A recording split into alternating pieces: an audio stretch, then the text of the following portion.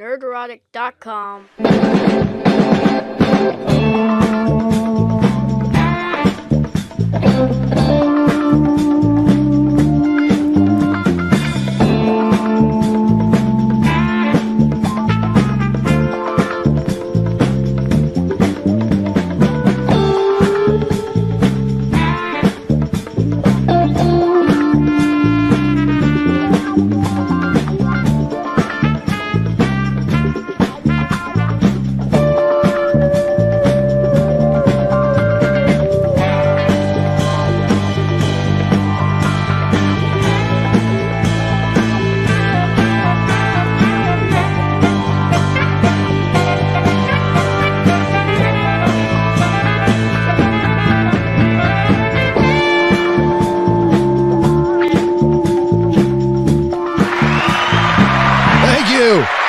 Thank you, you beautiful, beautiful audience. Welcome to the Nerdrotic Dooner. My name is Gary Beekler, and I come to you from Nerdrotic.com.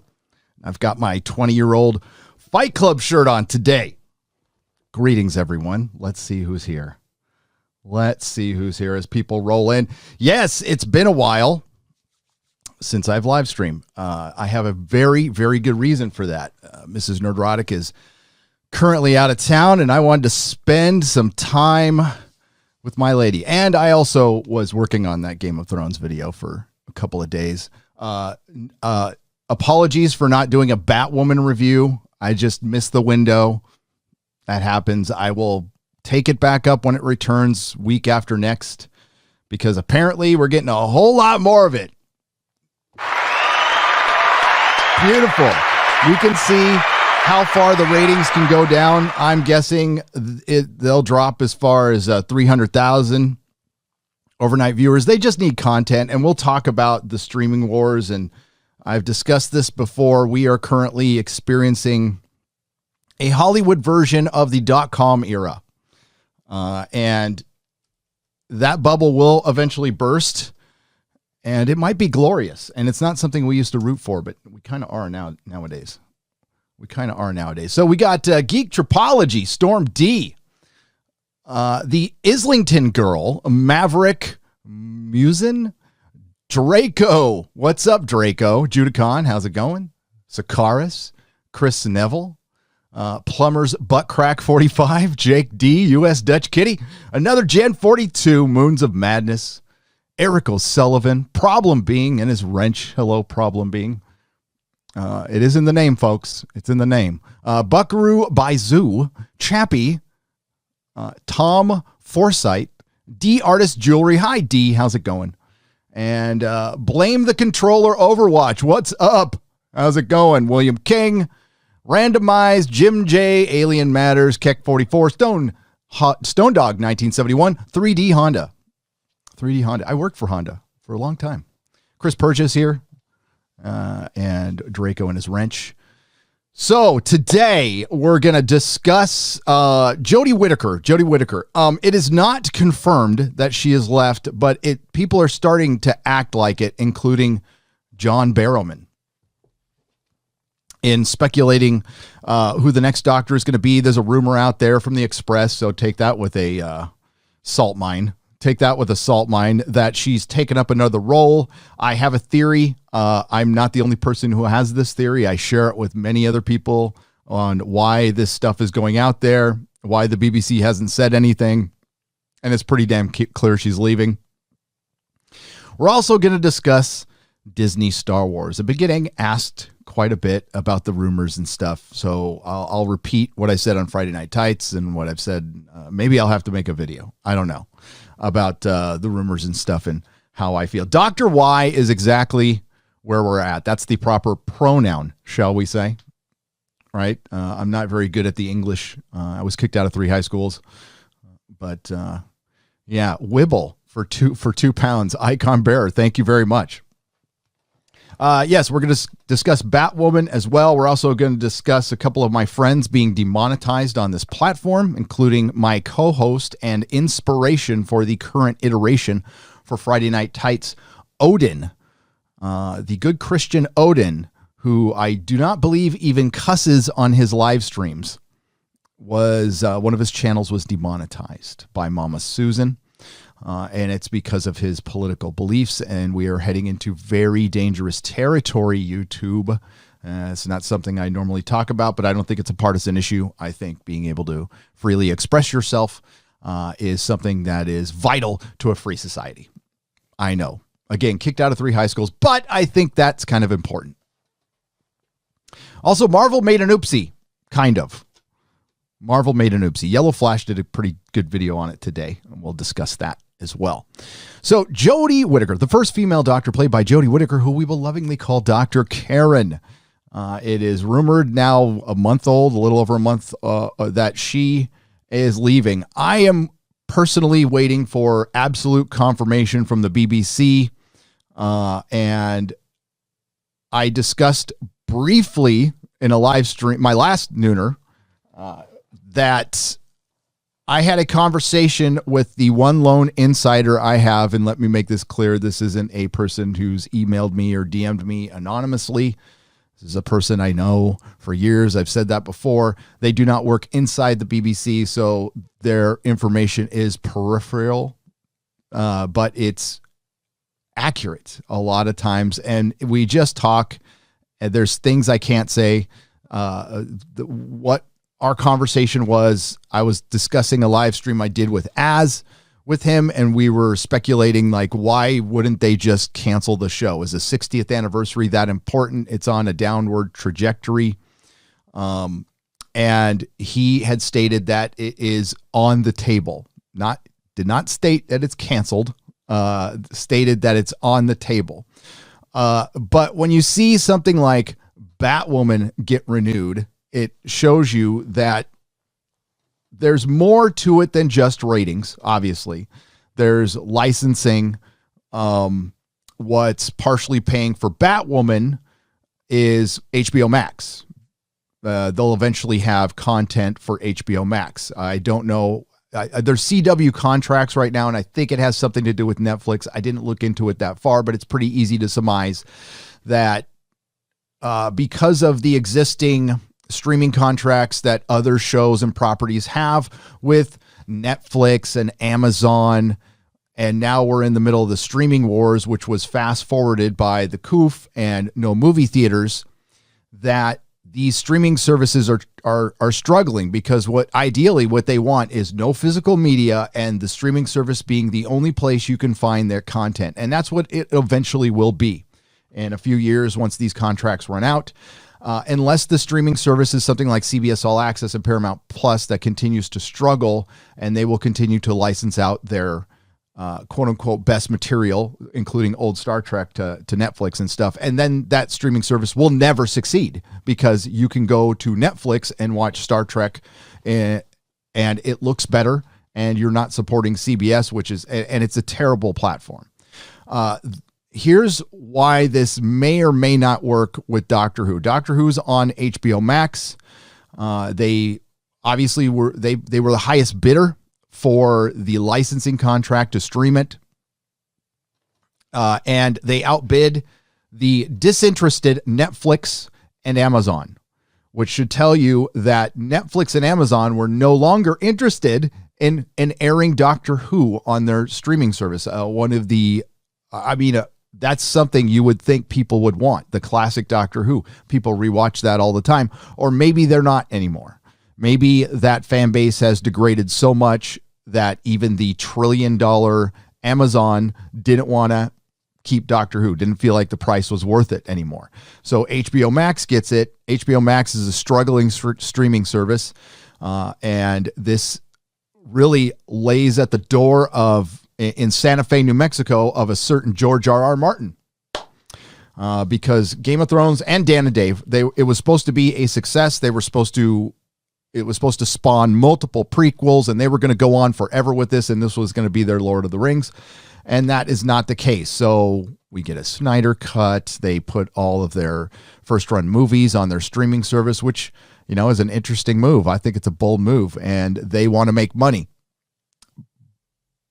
But Doctor Who's going to get lost in all this. Nobody cares about current Doctor Who, and that's going to be important to the streaming service. So that's Doctor Who's being on the table is a BBC issue.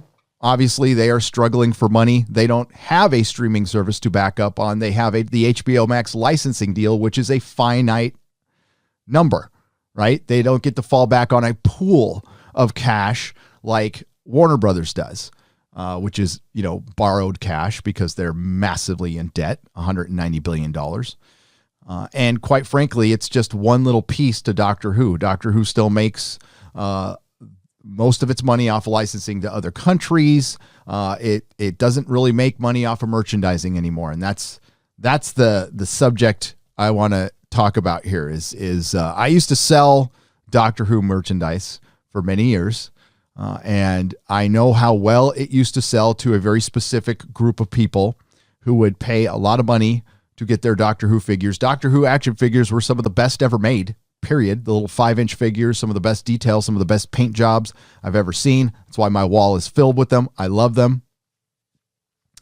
And they had some of the best toy sets, but that was many, many, many years ago. And the stuff just isn't selling now, to the point where my friend is possibly looking for other work. So that's it's a pretty big deal. It's a pretty damn big deal. I think Jodie Whittaker is, and again, I'm not the only one with this theory. I'm not saying this is my theory. This is just one I absolutely agree with, and I came up with the same thing, which is that I think she's leaking this shit out to save her own ass. I think she wants to save her career. I think she can easily walk away from this and blame it all on the BBC or Chris Chibnall and say she wasn't given good enough writing, or, that's what she'll say behind the scenes. I doubt she'll say anything other than it was a great experience and it was very powerful and it was an empowering moment for little girls everywhere who didn't watch the show and didn't care. It was an empowering moment for blue check marks who don't watch the show, who can say they really loved drinking male tears. And all it did was destroy one of my favorite shows, one of your favorite shows out there. And other fans have been showing empathy and sympathy, and I think that's pretty cool. Understanding that all three franchises, of course, Star Wars had, The Last Jedi. Star Trek had its Last Jedi with Picard, and Doctor Who had its Last Jedi with the Timeless Children. And I can't undersell that it's much worse than what happened in Star Wars and in Picard, like much worse. And it was all for identity politics and intersectional feminism. And right now we're still in a current environment of the ideology is more important than profits, because, and the reason that is still profit-based, it's still profit-based, folks. Disney, the BBC, Warner Brothers, Marvel Comics, DC Comics, all of them care about their image. The profits are going to be the profits. And they're more worried about being labeled as fascist or inciting erections or bending the knee to the centrists out there, which are considered extremists these days. So there's no way in hell they're going to do something like erase Jodie from the timeline. They're not going to outright fire her. They're not going to cancel a Batwoman. They're not going to cancel a Star Trek Discovery, no matter how bad they are. If this was 6-7 years ago, all these shows would be done. But it's not. We're in a different era now. And what has been supporting all of this for all the other shows outside of Doctor Who is, again, the streaming wars. Doctor Who does not have that to fall back on. So, and listen, I don't live in the UK. You guys in the UK are much more familiar with paying license fees and how the BBC works. I know what I read. I know what I hear from my friends, and I know what I witnessed with Doctor Who, which was one of the biggest fandoms, one of the most passionate fandoms. I've said it before, a few years ago, it ruled fandom. It's not even close to that. And it will never recover, ever recover. It's done. So whether it plays out or it gets canceled, I don't know. It would seem pretty obvious, but you never know. I know we get 8 episodes, and one of them is a festive special that'll be on New Year's Eve again. They'll probably tease that it's on Christmas and then move it to New Year's Eve again. They are currently filming. They're throwing everything in they can to try to get fans back, and it's just not going to help. I fully believe Captain Jack will return. They bring David Tennant back for 8 episodes in a row, and I don't think it would help. It just hurt his career, which I don't think he would do. So this article from, we're going to go over this real quick, and then we'll get into the other stuff. But let's start. It's the Express, okay? So I'm not saying this is even reality. But, I mean, these are the same, again, Jodie leaving came from the Mirror. None of this has been confirmed. I would like it very much to be confirmed. I'm curious as to why usually the BBC doesn't respond to stuff like this, but this has gotten big to where other stars are starting to speculate again who the next Doctor is going to be. And right now, the way I hear it, there's no decision, and we don't even know if they're looking for one, which could mean it's done. Jodie Whittaker to replace Death in Paradise's Ralph Little after Doctor Who exit. Don't even know the show, so I have no idea. This could be like absolutely ridiculous. So I have no way of knowing. Jodie Whittaker has been, are they going to repeat the headline? Let me guess. They're going to repeat the headline. Everybody's doing this now.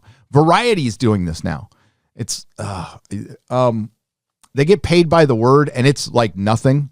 They get paid by the word and the click through, I think, the people who work for these dying media sites.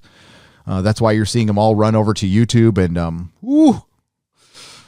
Jodie Whittaker to replace Death in Paradise's Ralph Little after Doctor Who exit. Jodie Whittaker has been tipped to replace Ralph Little as the lead detective in Death in Paradise after it was reported she would be stepping down from Doctor Who. Doctor Who star Jodie Whittaker will be reportedly leaving the TARDIS after 3 seasons as the lead in the BBC sci-fi drama. The actress made history when she became the first female Doctor, and it looks like she may break BBC records again. She made history by appearing in a show with the vagina. Is that historic? Is it historic to turn a male character into a female character? Is that really?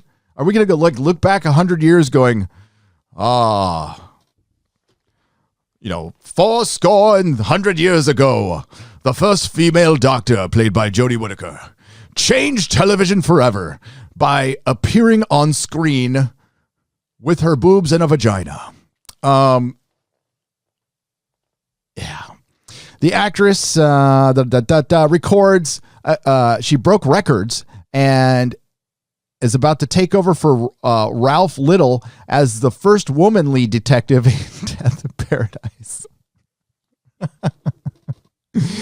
Oh my God, she's going to be the first female detective in Death in Paradise now.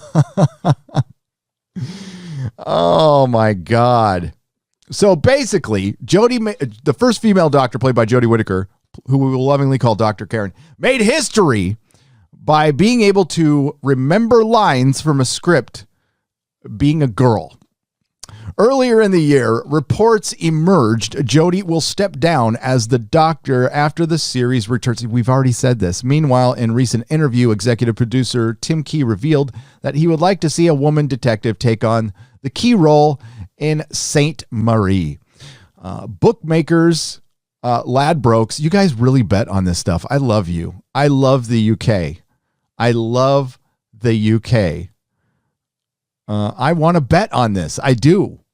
Have already begun to price up which actress they think is most likely to join the tropical island, and Jodie has come out on top. What don't you guys bet on? That's what I want to know.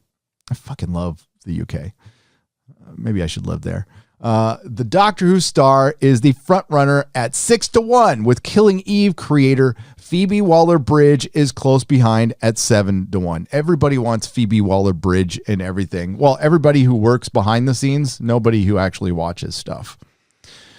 I don't even know what the show is again. The thick of it's Joanne Scanlon and Mikhail Coley, is that how her name is pronounced, are both priced at 8-1.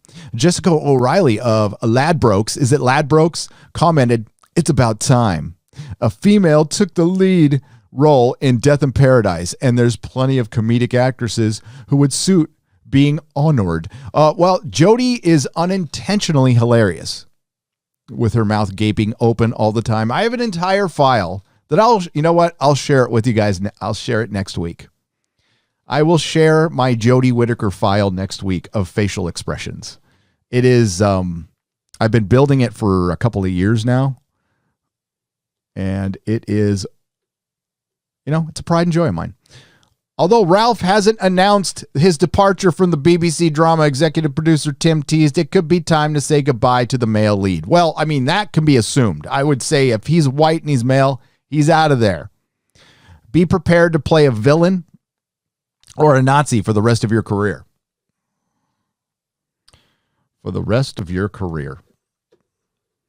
So then we have, oh man, we got to get to this one. We got some Star Trek. I don't have it in the title, but we got some Star Trek to talk about. Some Star Trek Picard to talk about. Jerry Ryan kind of triggered me last night. I have to say, she kind of triggered me last night. And it stoked the fire of the flames that I need to get back on my Picard review. So Jodie's done. And I think what could happen is I don't think they'll outright cancel the show, just like they didn't outright cancel the show. And again, many people have said this. I think they'll say Doctor Who is on a hiatus and it will take a huge break and maybe eventually get rebooted. And that might be for the best. I'm bummed. I don't want the canon to be rebooted. I really liked the canon up until Capaldi left. I had problems, obviously, with what Moffat was doing. He was bending the knee to the woke BBC. And I think if Moffat was given free reign again, he wouldn't write like that. But yeah, I don't want to say goodbye to the canon, but I've made my peace. It's dead. That's why hashtag RIP Doctor Who is still relevant. We're going on a year, folks. We're going on a year since the Timeless Children. And throughout a coof, when there was much bigger things going on in the world, people were still pissed off about this.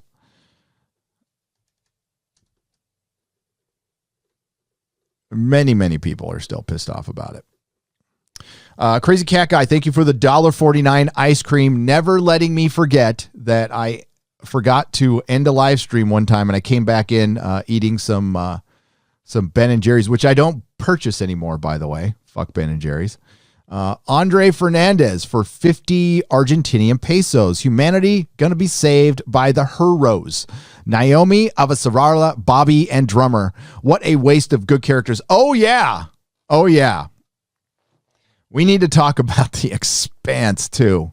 I tried to put it out of my mind, but it's time for me to get my comeuppance. There's going to be a lot of you who are going to say, I told you so. And you know what? You're right. I earned it. I did preface a lot of I like the show unless it goes woke, and it went woke as hell. And we'll talk about that. We will surely discuss the polyamorous family that was the priority of the writing staff that really took away from Holden's story and Alex's story. Now, Alex Casanvar apparently did some pretty bad stuff behind the scenes.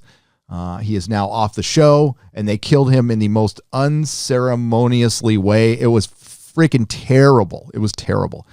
Thank you, Crazy Cat Guy, for the $10. Some cheddar for the coffee fund. Caffeine is life. Caffeine is life. I am semi-caffeinated today. I did not go down to Pete's before the show, but it's fine.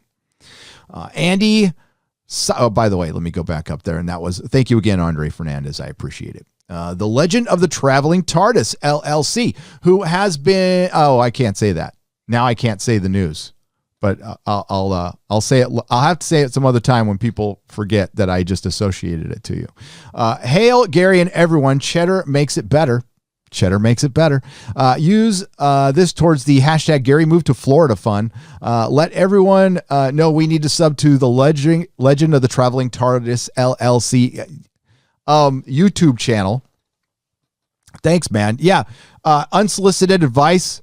You can drop the LLC. You can still be an LLC Unless there's another Legend of Traveling TARDIS on YouTube, I would drop the LLC. That's just and I always have to remind people, Christian, I love you, buddy, and I'll have you on the show, but your co-host doesn't like me very much. So if I send people over to subscribe over there, I got to let you know that there's a host over there that made a 45-minute video about me that wasn't very nice. He's every right to do it. I'm not above criticism, and I don't really care. And I'm not going to respond because I don't punch down and I don't talk about other YouTubers. I don't have time for that shit. Trenna, the Knitter Guthridge. Wow, noon, no less. Awesome. Hey, how does the full-size scarf compare to the 1/6 you have? I was curious from yesterday seeing the 4th Doctor statue. You will see on the Super Chat Square Up, Trenna. You'll see. You will see. You will see. Thank you. Thank you, Trenna. Okay, so before we get to Disney Star Wars, let's get to a little bit of Picard news, because Star Trek Picard, I've got some very sad news for everyone. I want you to prepare yourself for this, okay? Star Trek Picard has been delayed. I know. You're out there. I hear the groans of disappointment. I was disappointed as well. The filming for Star Trek Picard has been delayed due to the COOF, the inability to ensure its star. Patrick Stewart, who did receive the first part of the vaccine, he is waiting for the second part of the vaccine that we're not sure is 100% effective. We'll just say that. I'm sorry. I'm just following the science, Mama Susan. We cannot say it's 100% effective. My dear mother, Mom Roddick, has had both parts of the vaccine now, and she is doing very well. She was doing very well. But after the first part, she got the COOF, but then was asymptomatic. But that was probably because of the vaccine. I don't know. Not a doctor. But right after the vaccine, she got the COOF. And then she started coughing, but then she was fine. Then she said she was asymptomatic. Everything's cool. My mom is very elderly. Because I'm very elderly. So Star Trek Picard has been delayed. There was and this was dropped by Jerry Ryan. And unfortunately, I'm going to have to share the disgusting website, Bleeding Cool, which is filled with ridiculous ads and horrible information. Star Trek Jerry Ryan prefers 7 on Picard, offers season 2 update. You heard right. Jerry Ryan prefers 7 of 9 on Picard than the entirety of her role on Voyager. With Discovery wrapped its third season. With Discovery wrapped its third season. The Star Trek shooting schedule continues to crank with the upcoming. Who wrote this? Tom Chang? Tom Chang? That's a rough beginning to your article right there. Continues to crank with the upcoming spin-off Strange New Worlds and Picard back on the docket for season 2. Jerry Ryan, who made her franchise debut in Voyager, was asked recently about the rumors of Picard beginning its production. The 7 of 9 actress replied, soon. According to Trek Movie, Picard's first season wrapped in October 2019, with the following season scheduled to start shooting in June 2020, but Hollywood shutdown of production amidst the COOF pandemic caused delays with a target date of January. Due to the instability, despite heavy protocols in place, production was pushed to February 1st, with star Patrick Stewart's first vaccination on January 22nd. The speculation CBS could be waiting for him to receive his first before resuming. Stewart played the title character in the franchise debut. Yeah, okay, we know. Since 1987, yeah, we know who he is. Okay. While this may upset some Voyager fans when asked which incarnation of 7 she liked, Ryan responded, Picard. The character was introduced in the UPN series 4th season as a First X board member of a crew for a Star series assimilated at an early age. Annika grew up within the collective before Voyager liberated her. Yeah, we all know that. Blah, blah, blah, blah, blah, blah. The Delta Quadrant. Upon Ryan's return to the franchise. Okay, wait. So she had something called a character arc in Voyager.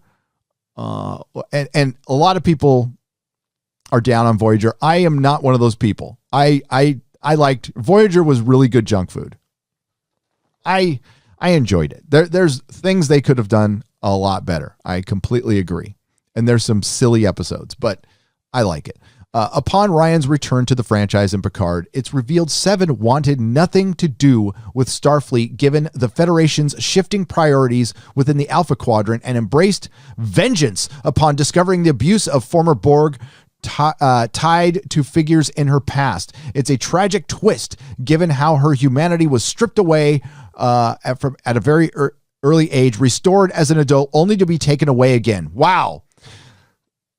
This is the nihilism that has poisoned Star Trek. And the only reason they do this, and I'm not even going to blame woke for this, okay? It's lack of talent. Now, these people are woke, they're intersectional, and they do not care about Star Trek, but it's lack of talent. So what they have to do is bring everything down to their soap opera. I don't even want to insult soap opera writers right now, to their fan fiction level. And they have to create, everybody has to create drama, but you know, a good writer does it in interesting ways, and they just do it. They open up their drama book. They have a drama book and they're like, alcoholism, betrayed, some, you know, just basic bitch shit. That's what they're doing. So instead of showing a 7 of 9, which could be inspirational at this point, and you could still have drama, she could still face things that test her humanity, or maybe not have her completely there yet and still on that journey. Instead, they take it away. So what? She could regain it again? So you just repeat her arc, except you do it in the laziest possible way.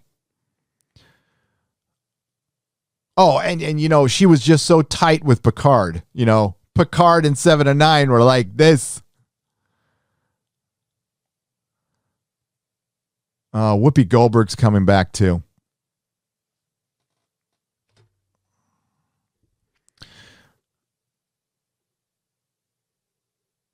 So, oh yeah, here we go. Hang on. Okay, so somebody asked her, okay, is Picard coming back? No, but soon. And then, which version of 7 and 9 do you like, Voyager or Picard? She says Picard. Now, of course, she's working on Picard, and she's an actress. She is an adult pretender, and she could give 2 fucks about Star Trek. Just keep that in mind. And that's the disappointing thing. I think we were spoiled at first, okay, because the cast of the original series, for the most part, not everybody, did care about the show. Like, was into the show, was into their characters. They cared about their characters' legacy. So much so that when, you know, they've written books on it. And yeah, like William Shatner, and I've said this in videos, is a guy I would trust with, if in his younger days, if he was creatively in control of Star Trek, I would trust him. I would trust Leonard Nimoy. They've directed stuff. I mean, yeah, I wouldn't trust anybody from any like Next Generation, anything outside of that, based on what I've seen from the people who are actively involved, especially with this show. Jerry Ryan, it's just a gig to her. She doesn't give a shit. So I can't hold that against her. Again, she's an adult pretender. But for Patrick Stewart to have creative involvement in this show, for a guy who has openly had what I would say is disdain for his character. He was clearly over it. I think, you know, sure, he loves the fans, but he didn't make a ton of appearances at cons. He couldn't care less. He likes his Professor X character more than he likes Picard. So it's not surprising, but this is the kind of bullshit that Secret Hideout and Bad Robot, this is the kind of crap they introduced to Hollywood. Our stuff is better than the old stuff. And this is why people hate Bad Robot. And this is why people hate Alex Kurtzman. They don't show any reverence to the past. They just want to copy it as cheap as possible, as lazy as possible, and then shit on it. Fuck you.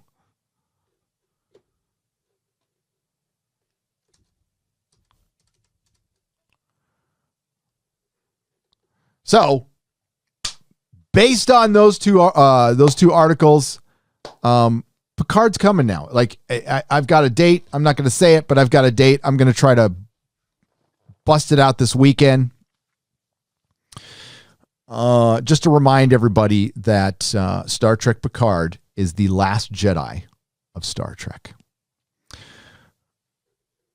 Nikki D, Marvel Comics retconned Thor's origin story. Instead of his birth mother being Gaia, Jason Aaron wrote Phoenix to be Thor's mother and the first mutant. This is why I quit. I quit buying Marvel Comics. Was it a few months ago? 8 months ago, 9 months ago, I stopped purchasing new comic books. I'm done.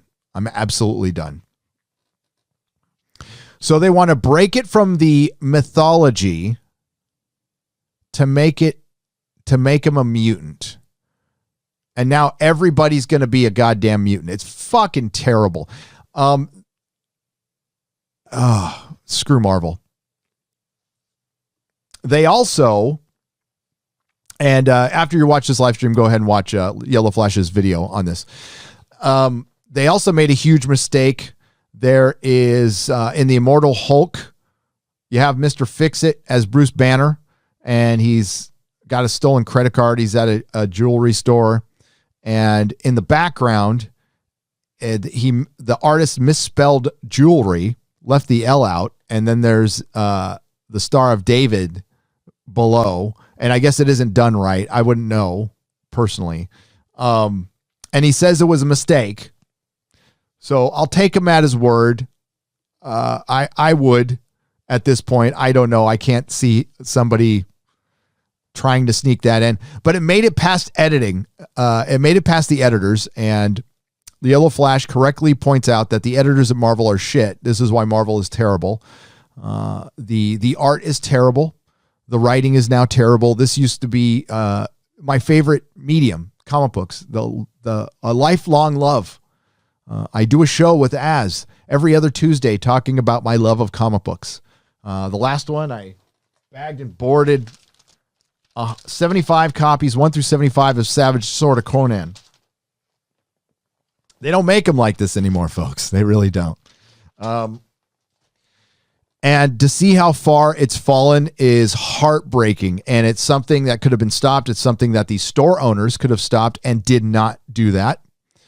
Some did try, but not enough. The power brokers amongst the retailers didn't want change. And one of the biggest problems in the comic industry outside of creatives working at Marvel and DC who openly attack fans, who have disdain for fans, disdain for their characters, disdain for heroes, and just want to fill it with intersectional, I'm going to just come out and say it, communist garbage. The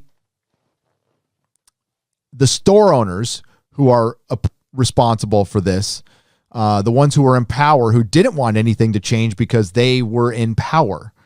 They didn't want to give up their power. They didn't want to work together. The entire industry had a year to come together and figure out where do we go, because the industry could have reset, could have used this to reset. It essentially did that at 9/11. It wasn't a planned thing, but the comic industry wasn't doing that great prior to 9/11.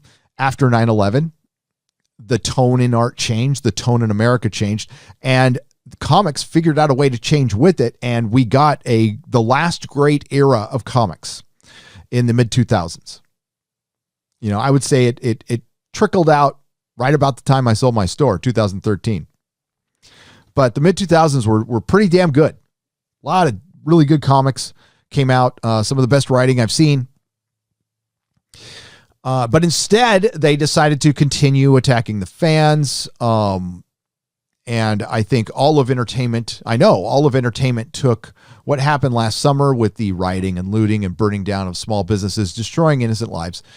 They took that as a mandate to bring back 2016, 2017, all the woke politics, and the customer definitely does not want that, and it's been proven with the sales. I mentioned it previously. I every Saturday I go to my friend's shop now. It's a tradition. I take my son. I go to my buddy's shop, Southern California Comics, owned by Jamie Newbold. Had some very good conversations. This guy knows retailing up and down, back and forward, better than anybody I've ever met. And he just came off his best year ever as a shop during the coup, his best year ever, where he couldn't be open for half the year. He was passing comics out his front door. He was mailing stuff, but he was already set up for it. He's a back issue store, and he just started selling back issues, and back issue sales are through the roof. They have never been better. Value of key issues has jumped 400-500%. A comic book, an Amazing Fantasy 15, a lower grade, which was always, anywhere from $1,000 to $4,000, is now $20,000. So back issues are doing great, and it's because there's still a market. And thankful, the market will survive because there was so many comics printed before that not everybody has read. It can survive without producing a single new issue for years. Forever.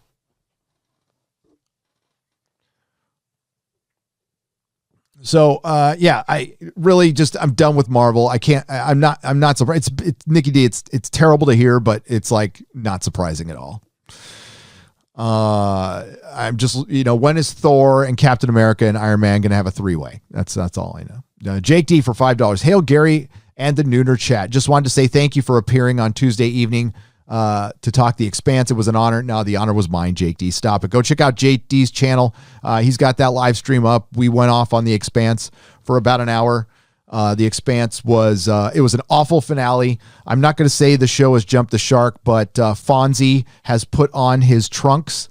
He's got his skis on. The boat has started, and I think it's on its way because they made it very clear that the first half of the season was great. It started out great, and then it just completely derailed because they wanted to focus on a polyamorous Belter family.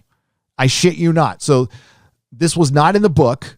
So this is the best book that they adapted. It's The Empire Strikes Back of The Expanse. It was written prior to 2015. So before entertainment was completely infiltrated and poisoned by woke intersectional feminists. And these guys are obviously left. I didn't care. They never really hammered you over the head with anything up until after book 5, right? So this was a good book to adapt. They introduced a new story so they could have a polyamorous Belter family. And to let you know what that is, it's a group of people who F each other. That's it. And the weird thing about the polyamorous, listen, there's always been groups of people who F each other. This is nothing new. And it always ends the same way. Jealousy, breakups. You don't see polyamorous families together for 75 years. There's a reason for that, because it can't work. Works for a little while. If you want to get your kinks and kicks, go for it. I don't care. But you're calling it a family. So who are the children in this family? That's right. And it gets kind of, wait a minute.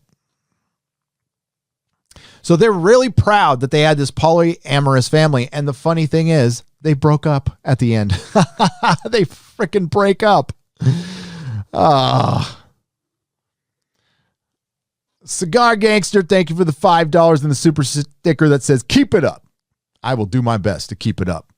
Bobby Greer for $4.99. Your live streams make me want to chop wood and drink whiskey. Proud of you. Oh, damn. Well, chopping wood is some manly stuff. I want to do that. I got a fireplace now. First time I've ever had a place with a fireplace. I can't drink whiskey, though. You can, Bobby, so you drink it for me, buddy. I quit drinking before I even got refined in my drinking. I wasn't drinking like aged whiskeys or anything. I was still drinking like really cheap beer because I was young. Last beer I had was a Foster's Golden Lager in a Catholic church in Encinitas, California, October 24th, 1991. Hail, Gary. Seriously, start B5. It's timely. It's timely now. Yes, I'm going to start B5. I'll let you know when, though. I have to juggle around my schedule, 200 Watt Studio. I don't want to give you guys too much personal stuff, but yeah, I have to juggle around my live stream. So that's why, I guess I can announce it now. I was going to start at Monday, but I think I'm streaming with Drinker on Monday. We're going to talk about Star Trek 5. I think that's Monday. So we'll say Wednesday. Next Wednesday, the Nooners are going to start at 11. They're going to be a Monday, every Monday and Wednesday from here on out. So starting next Wednesday, we're going to be at 11 a.m. Monday and Wednesday every week. That's going to be that's the good time slot because I can end it right when Junior is out of his fake school, and it looks like they're opening up schools. Isn't it magic how all this stuff is starting to happen now? Now we're still in a purple tier here in California, but it's going to be lifted pretty soon. It's just magical how everything is just it's opening up now. So yeah, it looks like kids are going to start going back to school pretty soon, which is going to be interesting because my kid is still in the San Francisco school district, but we're in San Diego. King Mob, apologies for leaving the membership. You don't have to apologize, but I and the missus will be welcoming our first child in 7 months. We need those. We need the cheddar. Stay safe. King Mob, it's fine. It's totally okay. You don't have to apologize. You guys come and go as you please. It is completely okay. And I appreciate you joining the memberships, by the way. Oh, I forgot to put the link in the chat because I know a lot of people can't. But if you want to join, you hit the join button. And in a second, I'll put the link in the chat. But no need to apologize. Congratulations on your first child. You're gonna love it. Being a dad is brilliant. Icon Bear for £2 says Wibble. Hey, did I hear Red Dwarf might be over? Did I hear that right? That might suck. I haven't started watching it, but I heard it's been around forever. So, Mr. Insanity for $4.99. Hail, Gary, keep up the awesome work. The Nooners always make my workdays 1,000% better. Well, thank you. You make my life 1,000% better, Mr. Insanity. Mr. Insanity is a healthcare worker. So, hail to you, sir, for all the good work you've been doing. I know you've been burning the candle at both ends, and we appreciate you. Andre Fernandez for 50 Argentinian pesos. When did the Expanse become talking about feelings in hallways? Also, Marco is a bad father. Neighboring is ruined as a character. Neighboring is ruined as a character. Don't want Laconia now. Neighboring. You mean Drummer? Drummer's ruined as a character. They brought in Bull to replace Alex. Missing Alex is in Cass Anvar was one of the most important parts of this show. He will be missed. You can't not replace him. And whatever he did, and maybe he deserved to get fired, but you can't think you can recover from that. You just can't. Drummer is ruined. Naomi is ruined as a character. They ruined her best scene in the book. I'm going to go back and count how many times she was gasping for air, walking in and out of that, because I think it's like somewhere around 12 or 13 times. It was ridiculous. 3 episodes. And Jake D brought up the theory. You know, it's obvious that the Me Too stuff with Cass Anvar like derailed the production, so they had to reshoot some stuff or whatever. It was terrible. It was terrible. Digby Strawbridge for £10. Good evening from soggy London, Nerdrotic, and kindly folks in the chat. Let Doctor Who rest in peace. Let it rest in peace. Absolutely. I know there's no Exozone, but in some there is. Bird of Prey 5 for $2. No Exozone today. It'll be, I think, next week. I think we can fit one in next week. Okay. Now I'll run back and answer your questions about what I just talked about in a second, but I do want to address Disney Star Wars because it's in the title. So, I put in the title, Disney Star Wars is erasing the Lucas cut, which is what they're doing. So it's what they've been doing since they purchased Star Wars. They have been erasing Luke Skywalker systematically, getting rid of this character that they want to get past. Their whole plan, this is, by the way, in their heads because they didn't actually have a plan, was We're going to bring in the new characters for the nostalgia factor. We're going to hook in the new audience. Then you're going to meet these new characters. You're going to fall in love with them. Then we're going to dispatch the old characters because they're old and we can't recast them. We can't keep redoing it. And we're going to move on and make more Star Wars and expand it in our own way. Sounds great. I think everybody was up for it. I think people understood that Harrison is old. Carrie was old. Mark was old. Not that old. But we thought we'd get a lot more. We all know what happened. The biggest mistake in cinematic history, not putting Han, Luke, and Leia together on screen. And we'll never see it unless they CGI it or something. I was going back and reading a lot of Mark Hamill interviews over the last, he's given a lot. He's said a lot. He's said stuff I didn't know he said. I thought I had heard anything, and none of us have even hit the tip of the iceberg with how much he has talked. There is interview after interview on every size of site. He won't say no to any interview. And he made it pretty clear during the production of The Last Jedi. It's like, I am disappointed. I think they made a bad move. I'm never going to get to work with Harrison again. I'm never going to get to work with Carrie again. I'm deeply disappointed. He says it over and over again. He never had a chance to work with them on the first film.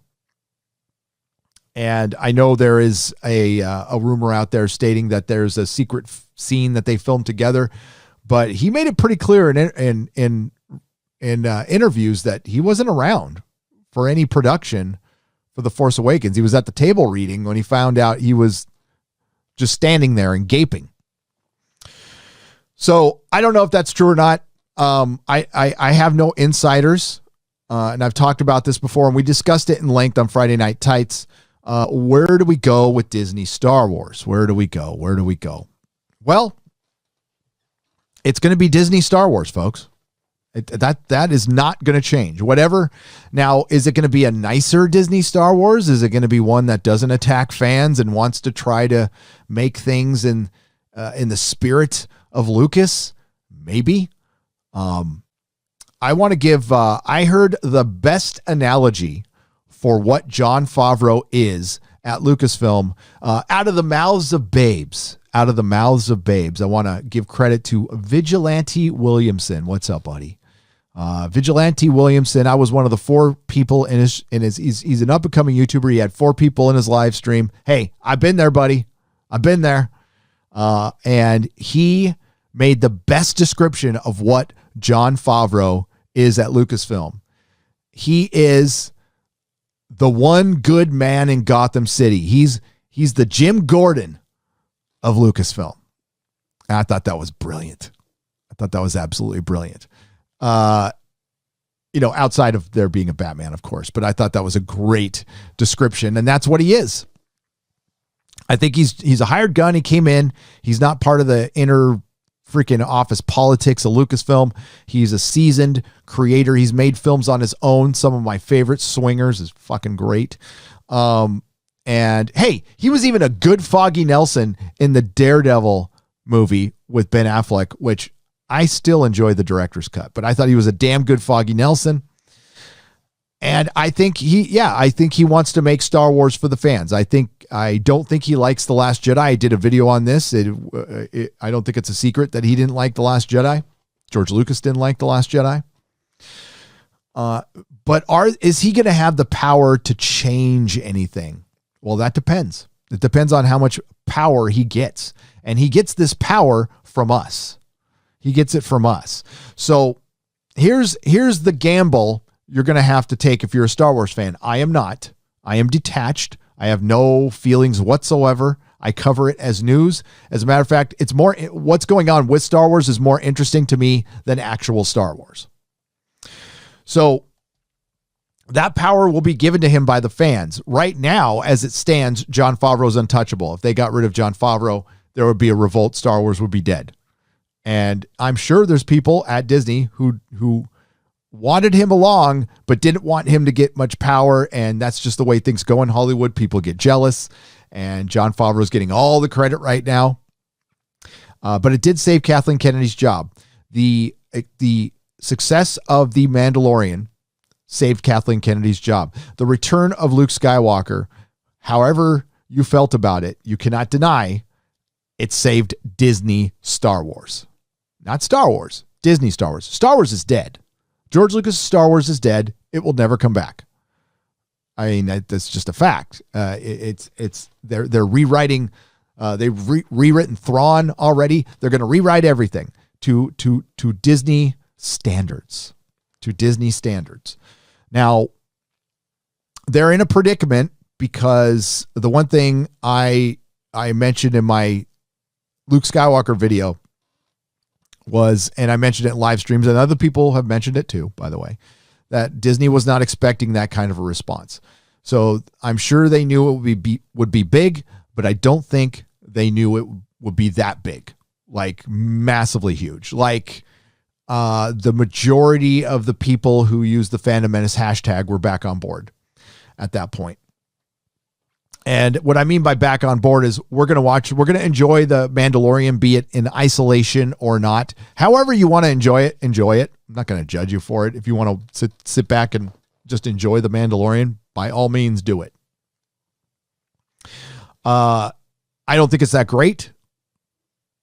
I think it's got moments, and I think it's audience enhanced, data driven analysis that might be pretty accurate to where you, it's kind of like how pop music is made now. I know a lot of people don't like this guy, but Paul Joseph Watson did a video 4 years ago on how pop music is made, and it goes along with an Atlantic article. I think it's from the Atlantic or the New Yorker that came out a few years ago that describes what pop music is now, and it's basically the same song with different variations produced by 2 or 3 guys who were failed heavy metal bands from the 80s, and they figured out some music algorithm that like each song has a hook. They put in more hooks per song now, and that's what pop music is. So it's just generated, and it's the same thing over and over again. And all these big, Katy Perry's and stuff, they're all produced by like the same 3 or 4 guys, and they produce the same shit. And if you like it, fine, whatever. I don't care. I hate it, but that's what this is going to be from Disney, and it's pretty clear now that WandaVision's out, and we've got 3 episodes of WandaVision, and you get very little story. It's pretty clear this is like the pop music version of entertainment of television now. So that's what I think The Mandalorian is. It's not bad. Okay. It's not bad. And for the most part, The Mandalorian isn't filled with, it tries to be Star Wars. It's the best thing they produced. And it's because of Jon Favreau and hail Gina Carano. But everybody's talking about the Luke scene. Yeah, sure. There's people talking about Bo-Katan and Boba Fett, but that stuff, I mean, normies, no. It's like Baby Yoda, Luke.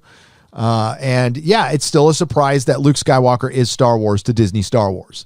Now, I said in my video, the ball is in their court. They have been sent a very clear message from the fans. The ball is in their court. What do they do with it? Well, they decided to pub the High Republic. And I think that's a bigger sign than Jon Favreau stating that I have what he said in his interview was, I have creative freedom between episode 6 and episode 7. So he can do whatever he wants within those, but he still has to come up against episode 7. And that's a big problem for Disney because I'm in agreement with everybody. That's a complete disaster if you go in that direction. And while I want things to change very much, I can't see him doing it listen, they would make more money. It would be a smarter decision. People have done it before. Marvel Comics retcons the shit out of things all the time. So does DC. There's there's hundreds of examples of retconning that happens all the time. I get it. But it's smart. It would make most of the fandom happy. Sure, there would be an unhappy sect. They'd be very vocal. But you got to factor in ideology. You got to look, anything with Hollywood these days has to be looked through the lens of ideology, of identity politics, of intersectional feminism, and that will trump anything right now. And I know it sounds insane, but it's company image. That's Disney is most concerned with their company image. So if you erased the Disney trilogy, you would be erasing the first female lead, first significant black character. You will be erasing the first LGBTQ representation in the Disney trilogy. And although that was just a little kiss in the background, it's important to them. It really is. Now, these are the, hypocrites who shrunk Finn on the poster, and we've all talked about that. But when it comes to that, I can't see him going back on that. I think the only thing I could possibly see happen is a retcon. A retcon to make the Disney trilogy work.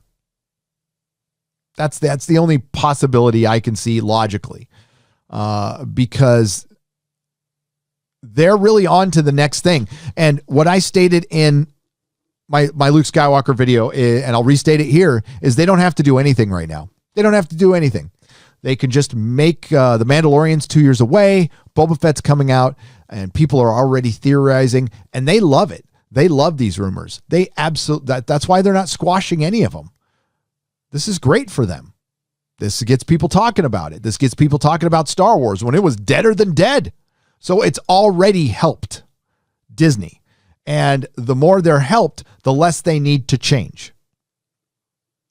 That's the conundrum that you're in. If you're a Star Wars fan, you're like, okay, if I support this thing, there's a very good chance I'm just reaffirming Luke drinking soy milk out of the titty. And that's a personal decision. That's completely up to you, and that's fine. Again, not judging, but that's a fact. That's a real. Now, if you're willing to take that chance to have a little fun, and then if you get your heart broken again, whatever, it's a TV show, fine. That's probably what's going to happen.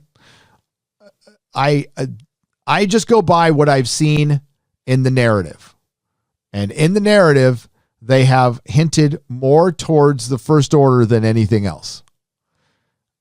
And in the High Republic, they put that timeline up. Now, why bother putting up a timeline? What's the whole purpose of that? You don't need to do it. You've already made it clear that the High Republic takes place before everything else. You don't need to show a timeline. And we'll see. We'll see. But as far as, I get asked about it a lot. I don't have insiders. I just go by my gut. I go by what I've seen. I've seen, again, a lot of things get retconned, a lot, but this is different. This is political. It's straight up political. And I can't see them doing it. It will be like erasing Jodie Whittaker from Doctor Who. They would just never do that. That will never, ever happen. And they won't forget about her either. They won't just go, no, they're going to bring her up a lot. Her doctor will be brought up a lot in Big Finish. They're not going to let it go. Look at the environment in Hollywood and the BBC right now. What gives anybody the impression that they want to be less woke right now? The Expanse just went woke when it didn't need to, when it didn't even need to.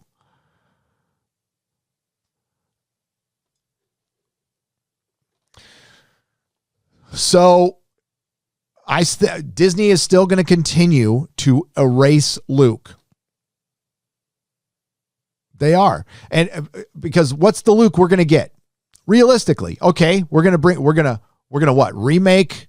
We're going to remake it, the Disney trilogy. So, okay, so we're not erasing it now. We're retconning it and remaking it. Okay. All right. With who? Daisy Ridley's not coming back. Are they going to recast everybody? And what about Carrie Fisher's part? What about Harrison Ford? He ain't coming back. Mark Hamill might come back, but like seriously, are we going to recast all these characters? I mean, I don't know. If they do a Luke Skywalker show, it'll have to be recast. Well, then that's not really, that's Disney Star Wars' Luke Skywalker. It's not George Lucas's Luke Skywalker. And Sebastian Stan might do a good job. Might be entertaining, but it's not Mark Hamill. At least in the scene, they had Mark there and he did some of the speaking stuff, and yeah, it looked terrible. It looked absolutely terrible. But I mean, like, I want it to happen as much as anybody else. But, and maybe I'm just jaded. And honestly, you know, even if it does happen, I'm not coming back. It can happen all day long, and it's great. I would be happy for you. I'm not going to go and invest in the Star Wars again. It's not under Disney, because the best we can get is a reasonable facsimile. And I thought it was the best place to go. I did like everybody else. I was wrong. Oberon for $5 in The Expanse. Was Alex's character and really in the book, or was it all because he was Me Too'd? Please consider selling your pins. I'm turning Golem wanting one. Selling my pins for the merch. Yeah. I mean, like, if I can sell them at a decent price to you guys, I don't know how much they cost to make, because we've been giving them away. But if it's cheap, I will do it. But you can win them. If you follow me on Instagram, you can win stuff. Instagram.com/nerdrotic. Thank you. No, Alex's death was Fred Johnson's original death in the book. So Fred Johnson strokes out in the book. So they have Alex stroke out instead. So they just swapped to death. Alex is a major character. He's got a point of view chapter in the last book. Christian Delorme for 10 Canadian pesos. Thanks for being here, Gary. You keep me entertained on the long, boring highway, and being kicked out of 3 high schools made you the creator you are today. Cheers, buddy. Why, thank you. Thank you. Roger Haynes, thank you for the thumbs up. Christian Delorme, thank you so much. Axton Lennox for 50 Canadian pesos. Hey, Gary, longtime viewer. Hope things in the fandoms will go back to normal just so we can enjoy proper entertainment again. They will. So you know when they're going to go back to normal. Because I know I made it sound kind of dour, because it is. I said this all last summer. Whatever progress we made collectively as fans, continuing to voice our displeasure of creatives, most importantly, creatives attacking fans, paying customers. Pablo Hidalgo was the best example of that, came later, but that stuff has been going on with all. I guarantee you, there's a bunch of you in this chat right now who've been railed on by some creative. Just because you said, I didn't like what you did in that book. Racist. Also what they've done to our mythology, they've turned these things into platforms. They are no longer entertainment. And that's what we're fighting right now. We just want it turned back to entertainment. And they think they are now influencers through entertainment. And they're going to use their power for good, the way someone in Hollywood sees it, which I'm sure is a very grounded point of view. Listen, not everybody's bad there. But for every Robert Meyer Burnett, we get 1,000 freaking Rianne Johnsons, unfortunately. We need a lot more Robert Meyer Burnetts. People who you might not agree with, but will sit down and talk to you as a human and treat you with respect. But we're a long way from that. We're going to have to dig in and keep voicing our opinion. Or, some people have just completely walked away, and I'm not going to blame you for that. We still need to vote with our wallet. But with Disney Star Wars, I know that it's completely changed because of The Mandalorian now. So whatever could have changed, and I think there could have been some big changes. Pablo Hidalgo still works there. Kathleen Kennedy is still in charge. Whether she calls shots on The Mandalorian or not, I don't think she does. I think Jon Favreau calls the shots on The Mandalorian. That's just my speculation. But as far as them changing, if Jon Favreau stays, if he stays the whole time, if he's there for the long haul, gets more power, and then he brings in more of his people, then yes, it could change. But again, that's a big gamble. We had their backs were against the wall, and they're not anymore. They're just not. And that's a reality. So we'll see what happens. We'll see how it plays out. Ted Brogan. Gary Doomcock says Decker was a replicant and the polling is 50-50. Your thoughts? I talked about this on the Inquisition. The arguments based on, I've read Future Noir. I didn't read, I read it originally. The arguments for Decker being a replicant are pretty solid. I would say the unicorn footage, which I thought was added in later, was apparently there all along. That's what Ridley Scott wanted. Ridley Scott has come out and said he's a replicant. And I mean, I can't argue with the director, but personally, I like it better Decker being human. Because then it just becomes a story about robots. And you don't have a human there understanding. Because I think the key to the story, and this is just, I like it being open to interpretation. I like it not being answered. And I like that people are debating about it. That's the way the movie is supposed to be. I prefer the original cut that I saw in the theaters.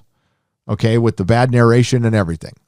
So I prefer Decker being human, but if the director of the damn movie says he was a replicant, he's a replicant. But in my mind, and this is going off the source material, Deckard was human, and that's a human identifying with a replicant and seeing the humanity in the replicant. Instead, we have two robots identifying their humanity in each other from their perspective. So how do we know they really know that? See, there's tons of problems with it, but you like what you like. You like what you like. So my preferred answer is I think it's open to interpretation, and it's 50-50 in the poll, and that's where people fall on it. I'm a Deckard is a human guy, personally. And that's the way I like it. I'm not saying that's definitively shown in the film because I'm not a scholar on it. I own it. I've seen it 100 times. But yeah. I saw it opening day in the movie theaters, and it was an empty theater. It was me, my friend Doug, and my mom because it was rated R, and I was 12. Hi, Gary. We are listening in Amelia's Cafe down under in Victoria to Nerdrotic Live. Please have some coffee. Cheers, Peter Davison. Oh, how's Mom? Peter, are you with Mom? Hope she is well. Long time no see. And greetings, everybody at Amelia's Cafe. I'm glad you're out in a cafe interacting with humans. Phoenix Tangent for $10. Hail, Gary. The review of Clarice on EW.com. Oh, we should read that. EW.com is scathing, and authors writing about Kurtzman was harsh but on the spot. Is the access media smelling blood in the water with those who destroy pop culture? I think some are. I think, again, let's dial this back to when is the woke shit going to end? Well, I think a review like that, Denzel Washington coming out, you're starting to see cracks in the foundation of woke Hollywood. And it ends when they start going broke from it, like seriously going broke from it, which could happen soon.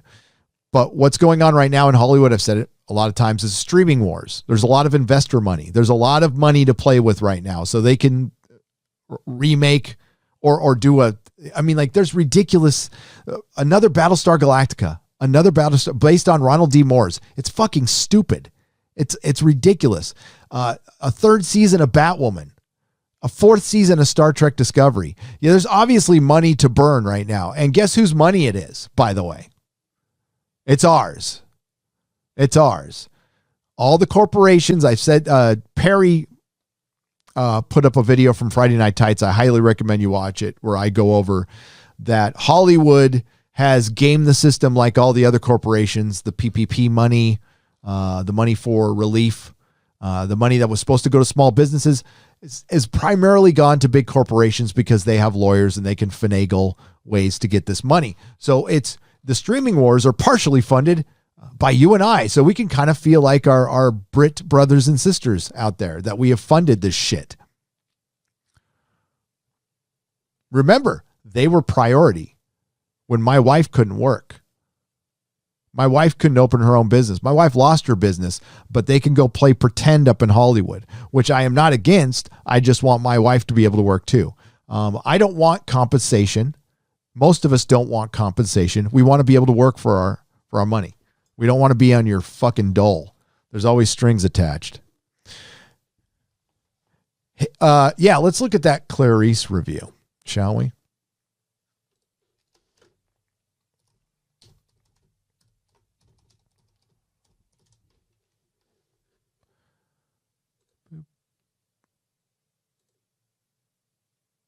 There we go. Clarice doesn't have any brains worth chewing on. Review. The Silence of the Lambs becomes another bland procedural. Well, that's all Kurtzman is able to do. By the way, this is written by Alex Kurtzman, who is the current showrunner of Fake Trek. Clarice embarrasses itself right away. The Silence of the Lambs. Oh, I got to take this off. Hang on. They're going to fucking hit me for this shit. Clarice embarrasses itself right away. The Silence of the Lambs sequel series, premiering February 11th at 10 p.m. on CBS, begins with Clarice Starling, Rebecca Breeds, in a therapy session that doubles as a previously on sequence. It's 1 year since the FBI rookie hunted the skin-suited maniac Buffalo Bill. Their showdown provided the fearsome climax of 1991's Lambs movie, with director Jonathan Demme staging near darkened duel inside Bill's hellishest man cave. Clarice substitutes quick-cut flashbacks that look like bad cosplay. It's a clip reel of fan service trauma. Goodbye, heroes. Hello, reboot. Starting from the 1986 Red Dragon, Thomas Harris's blood opera of the mind, literature has made for some splendid cinema, blah, blah, blah. I don't need any recaps here.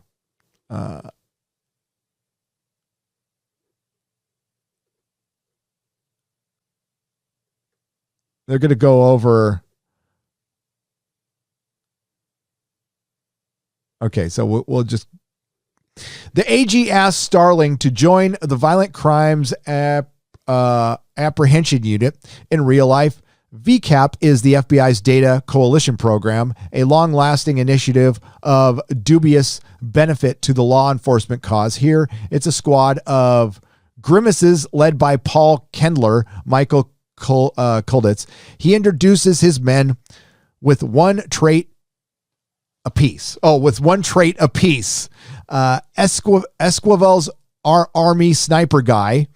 Tripathi's our library. Clark's our lie detector. That's all for character development. We just met them and they're already examining a brutalized dead woman, stabbed and bitten and naked. Her private parts rather daintily covered by fallen leaves. A broadcast network must have standards after all. Clarice wants to balance weekly cases and a serialized mystery, plus an in-depth portrait of Clarice's own psyche. Those bite marks match wounds on two other victims. Is VICAP hunting a psychopath, or is it just a non-crazy killer who wants them to think? At dramatic moments, Clarice hallucinates a very funny-looking computer animation moth. Meanwhile, all the FBI agents stand around like fifth bananas. It sounds just like Star Trek. I don't begrudge anyone chasing that sweet procedural money, but surely Cal Penn has better things to do than play a library guy. No, actually, he doesn't. He tried to get political, and it ruined his career. Relegated to lines like, "Here we go. What's happening? This is not good." And "Ooh, hey," that's about 5 more lines that he had in Superman Returns. Nobody mentions a certain debonair cannibal because nobody legally can. Though the opening scene references how the protagonist should I say it? I can't. Yeah, I can. Okay, so how the protagonist's last therapist was an inmate, suggesting that Clarice's Starling was devastated by Buffalo Bill but never thought about Hannibal Lecter is a little like asking Mrs. Lincoln what she really thought about the play. That was good. That was good. I'll give you that. Yet this workaround carries a compelling possibility. Jodie Foster's performance in Silence was as rich as Anthony Hopkins was. Yeah, it was good. It wasn't as rich, though. Come on. But Harris himself lost track of the character in the follow-up book. And the Hannibal film recasting offered a rare example of bad Julianne Moore acting. A rare example. I watched Julianne Moore on a soap opera. I did. Was it Days of Our Lives or As the World Turns? She played character named Fran, right? Yeah. Clarice wants to focus less on the murderer than on the investigator. Her tormented childhood memories, her dedication to psychology as a crime-solving tool, her struggle as a woman in a male-dominated field.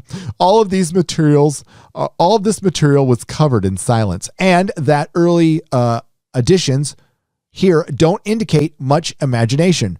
Turns out that besides her previously established sad flashbacks about her father, she also had sad flashbacks about her brother, because let's make all the men bad. But you can see new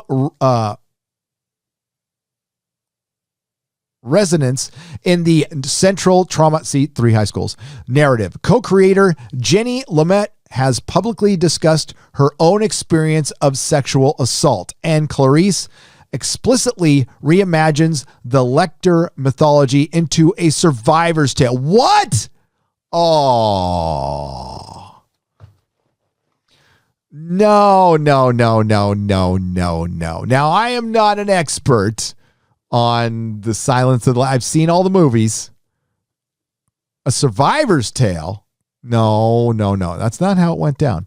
When Agent Starling catches a killer in the premiere, the nation's press assembles to ask for the man's name. She responds by listing the victim. Their names are more important.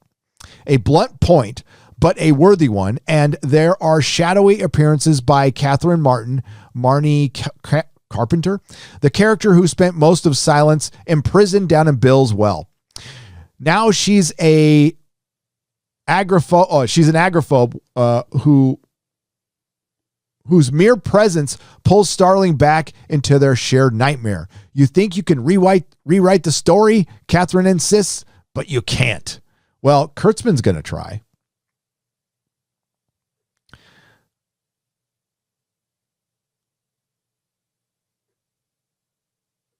And he goes, dude, this goes on and on and on. Let's just get to the end here. Holy shit, that's a book. There's a conspiracy subplot that could build somewhere with multiple murders connected upward to corporate malfeasance. Maybe there are expansive plans for Catherine right now. She's petting Buffalo Bill's dog and doing upside down sit-ups. I'm skeptical. Wow. In the 3rd episode, the team tries to get an assassin to reveal his secrets. Clarice figures out the prisoner was a sniper. What a lucky coincidence that VICAP has its own army sniper guy. That's Kurtzman's storytelling. Esquivel, Luca del something or other. He goes on into an interrogation room and the two men bond over bad things they did with big guns. Clarice looks on from outside, her expository dialogue underlying the criminal's wild overreactions. Hold on, he's blinking, she says. His voice just pitched higher. Did someone really think this is what Clarice Starling should be doing? Clarice devours real and imagined history, and what comes out the other side is the umpteenth drama about grisly murders and tough cops who care. At least be nice, Cannibal, and add some flavoring. D+. Damn.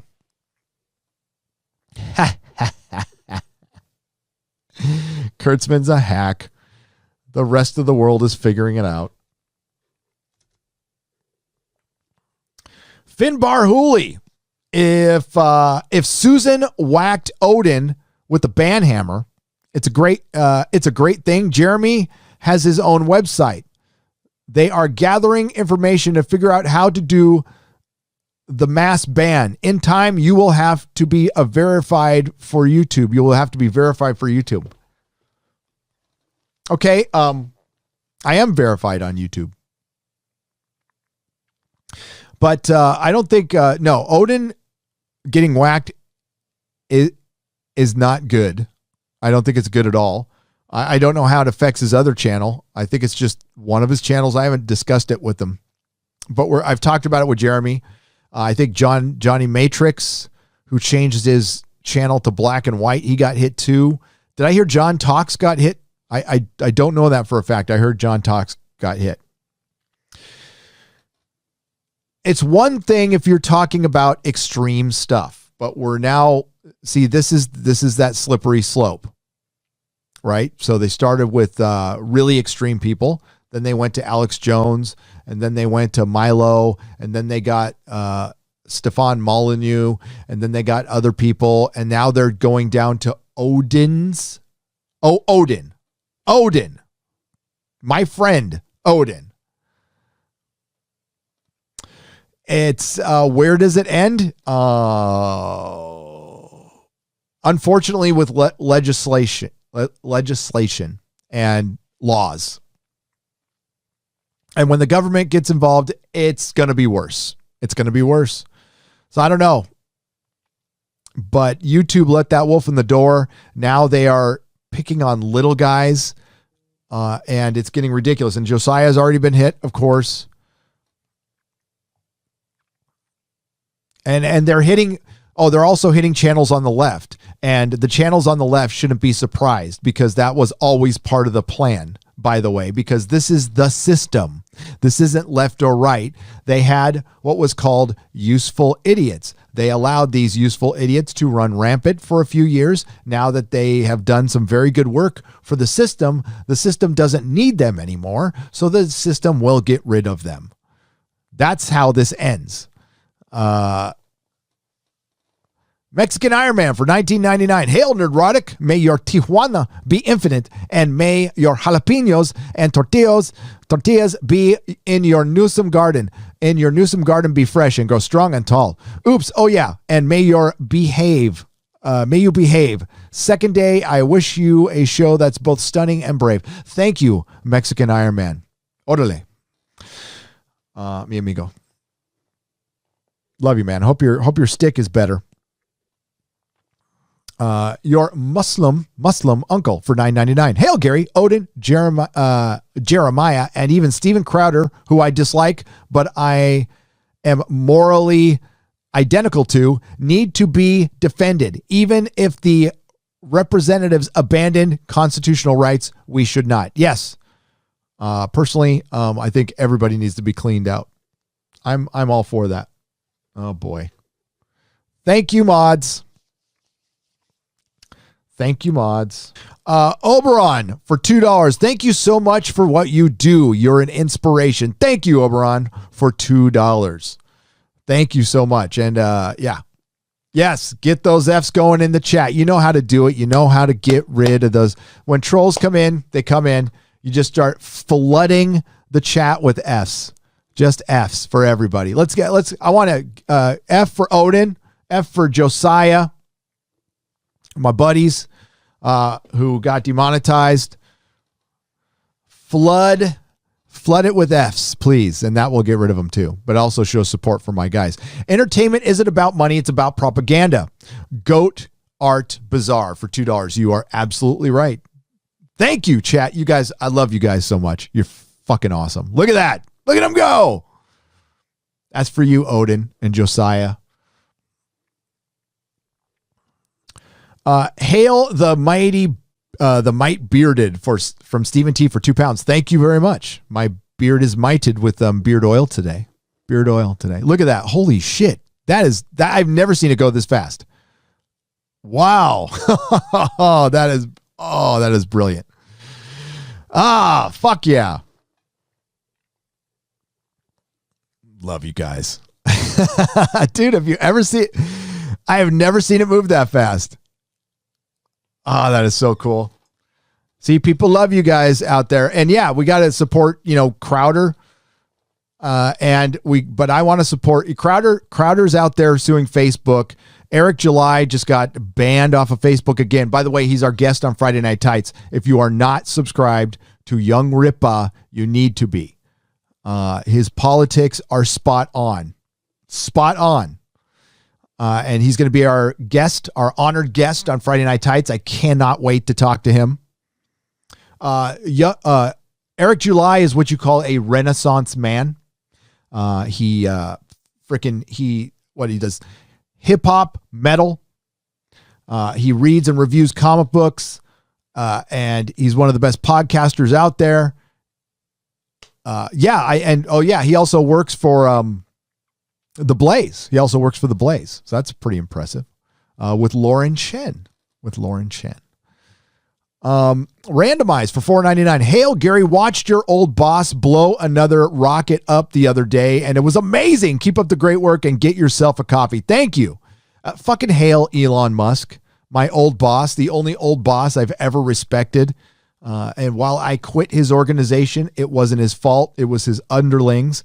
I fucking love Elon. I love everything he does. I think he's a great African American. That's what I think he is. And he blew up a rocket, and he'll replace it with money from his couch. $200 from WG. Holy mackerel.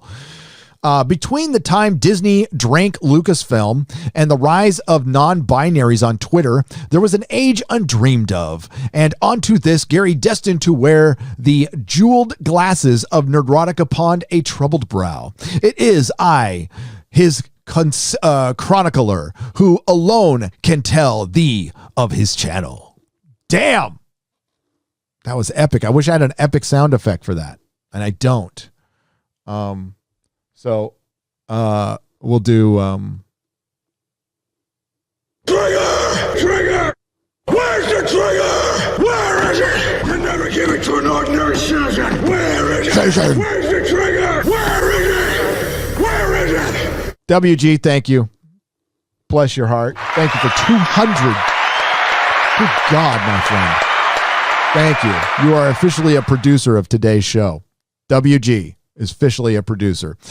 Diego Flores for 5 Peruvian pesos. Gary, did you see the video from the Thassa Sowell I sent you?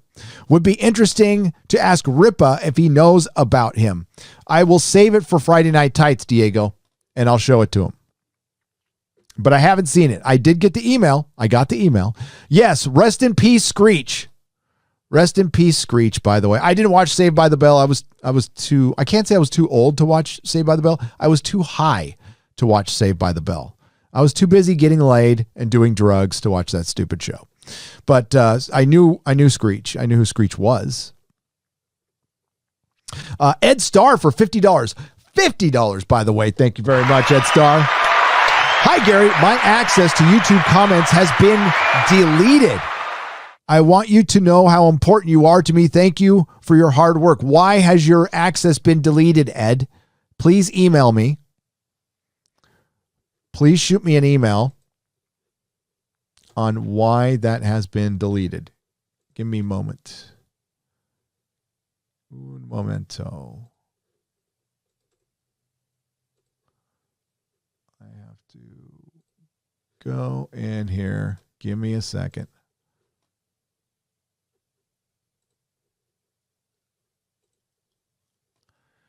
I meant to do this. So some people can't join for memberships. You can't see the join button for some reason. So I'm going to put this in the description. There. It's there now. Okay. Yeah, email me at gary@nerdrotic.com and tell me exactly what happened. Because you're not the first person to tell me this, Ed, and it's ridiculous. Now, YouTube deletes comments from my videos. I read as many as I humanly possibly can. The reason I don't heart them anymore is because people can edit and change the comment, and that's been done to other YouTubers, but I like them. I go through and I pop in a like on the comments. Now, YouTube deletes comments. I do not. I have not deleted a comment ever. Ever on my channel. Not once. But YouTube mass deletes them. So I have to go in and approve them, and I just don't have that kind of time.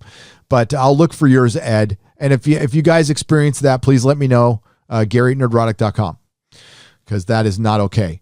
Drac, welcome to the proto-molecule level. I'm going to have to change that name. Damn it. Because the Expanse went woke.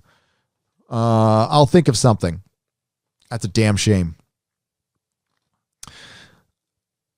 The thing that should not be. Wow, it's been a while since I've seen you. What's up, man? For $5, Amazon has the remastered Babylon 5. That is at the very least scanned at 1080p. The effects might look a bit dated, but that is why it's classic. Hey, I'll tell you right now, so many people have been wanting me to watch Babylon 5.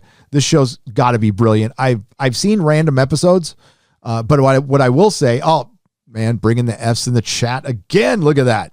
Look at you guys. Take care of it. Effects don't bother me. I'm a Doctor Who fan. I watch guys running around in paper mache, and I am way more concerned with storytelling. And Straczynski, I like Straczynski, although he did fuck up Spider-Man pretty bad, but that was on orders, so I don't really hold it against him too much. The Real Vector for $5. My first super chat, Gary. Well, welcome.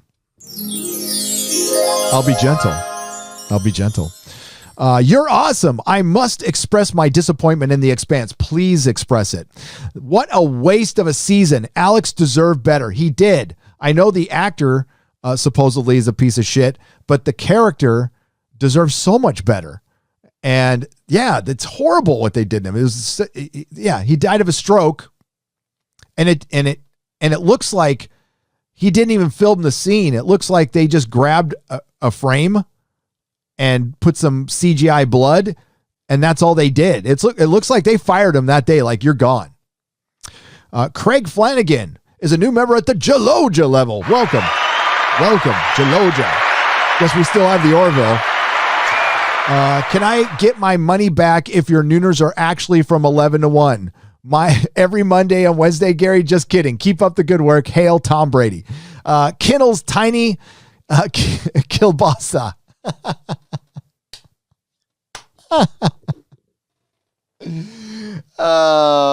Hey, if it's noon somewhere, Kinnell's Tiny Kielbasa. So if I start at 11, right, it's noon Mountain Time. That way I got my day free, right? I've got my day free. Matthew Owen for $28. Hail, Gary. Love from the UK. Love back. Death in Paradise is on BBC One tonight, and the current series is quite good. Not as good as the Chris Marshall series, but still enjoyable. Jodie would ruin it. Keep up the great work. Well, thank you for the 28 pounds, Matthew Owen. And yes, she would. She would, because they're hiring her because they just need a female lead detective, because television doesn't have enough female detectives. There's such a shortage of female detectives on television. I don't know about you guys in the UK, but we're stupid with them over here. It's becoming a trope now. It's actually, no, and I'm serious. It's a trope. Every detective is a black female now. So it's completely reversed. 200 watt studio for $5. Naomi scenes look like easy, wild, wet reshoots. Plus, this Peaches will be the new pilot of the Rosie. Peaches will be the new pilot of the Rosie, opposed to her being an engineer in the book. I think Bull's going to be the pilot, and she's going to be the engineer. Yeah, I don't like what they've done with Peaches too. She's nothing like she is in the book. And the only character they treat with any respect is Amos now, and Holden was completely pushed off. Roger Haynes for 10 Canadian pesos. Red Dwarf is interesting in that it came out the same year as TNG, and much of the same way it changed directions after the first 2 seasons to ensure its success. If I ever take it on, I will find out. Thank you, Roger. I appreciate it. Zathras for £5. Back issues, old Hollywood movies, and Soulful. Lord of the Rings inspired shows like Babylon 5, The Expanse, heavily borrowed from that, by the way. We need nothing more. No, you don't.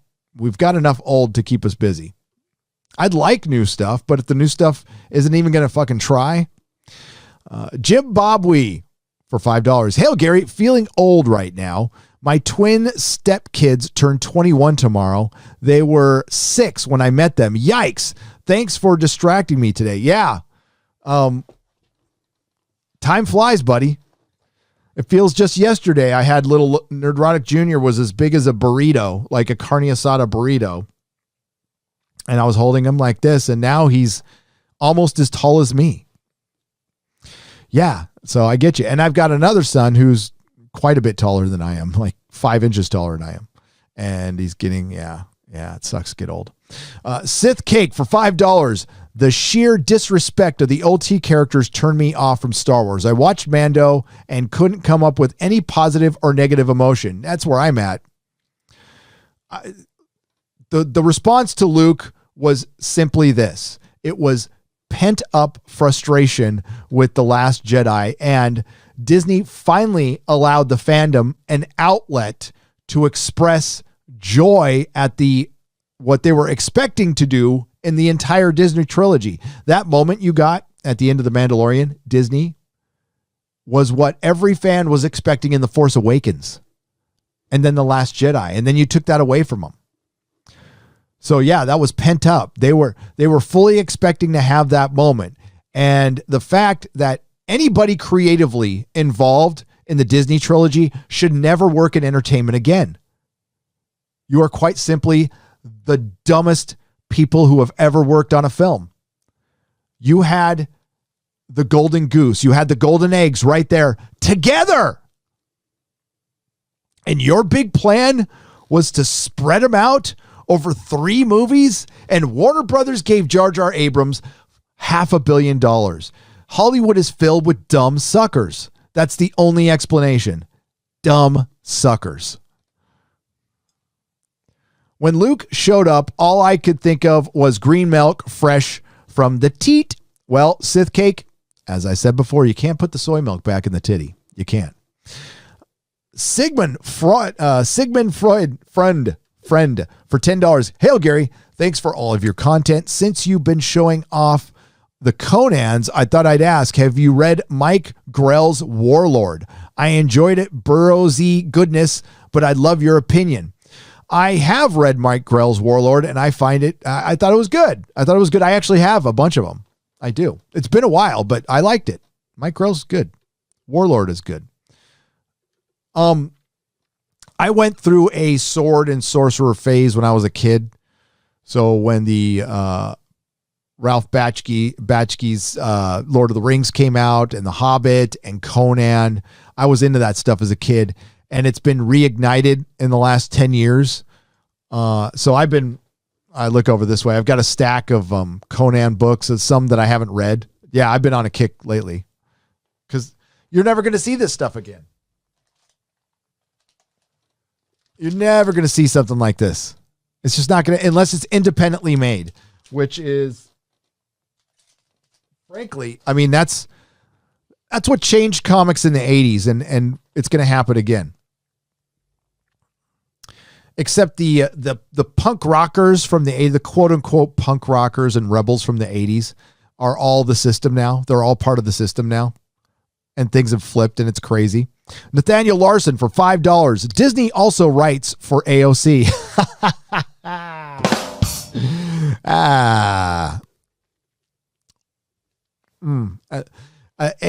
AOC's Journey at the Capitol, written by Rianne Johnson and Alex Kurtzman. Terminus Est for $5. The final Expanse episodes were so much boring filler, and the finale didn't resolve anything. But I think the setup was interesting for the final season. Yeah.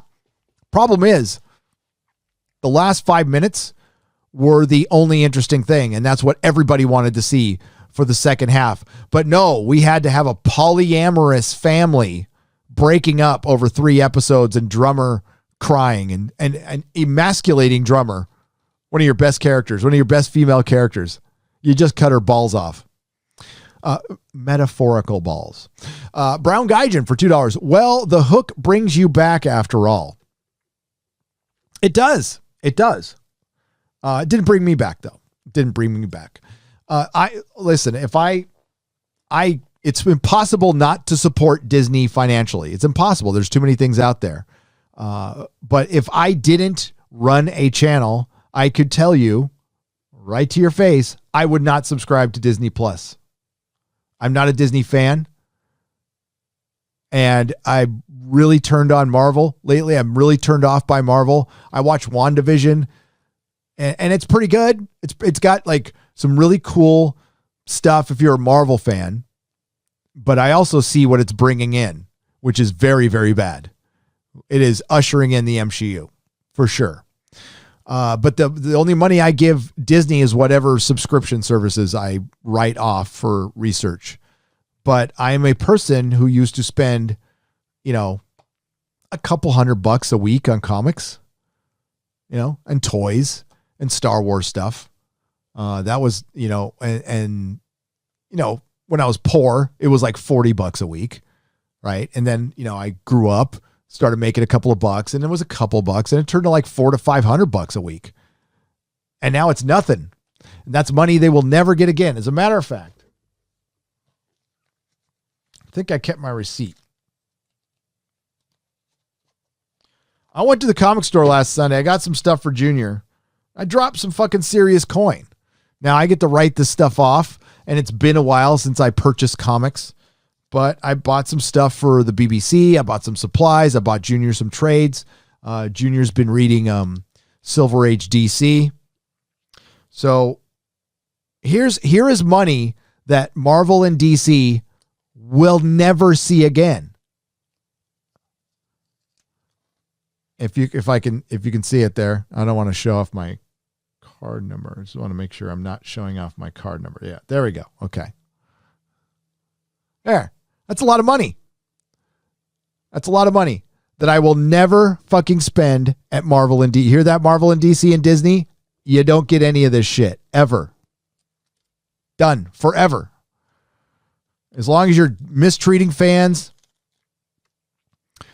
writing woke bullshit, I'll never fucking give you another fucking penny. And that went towards a small business. A friend of mine, by the way, I'll share his card right here. He didn't ask me to do this.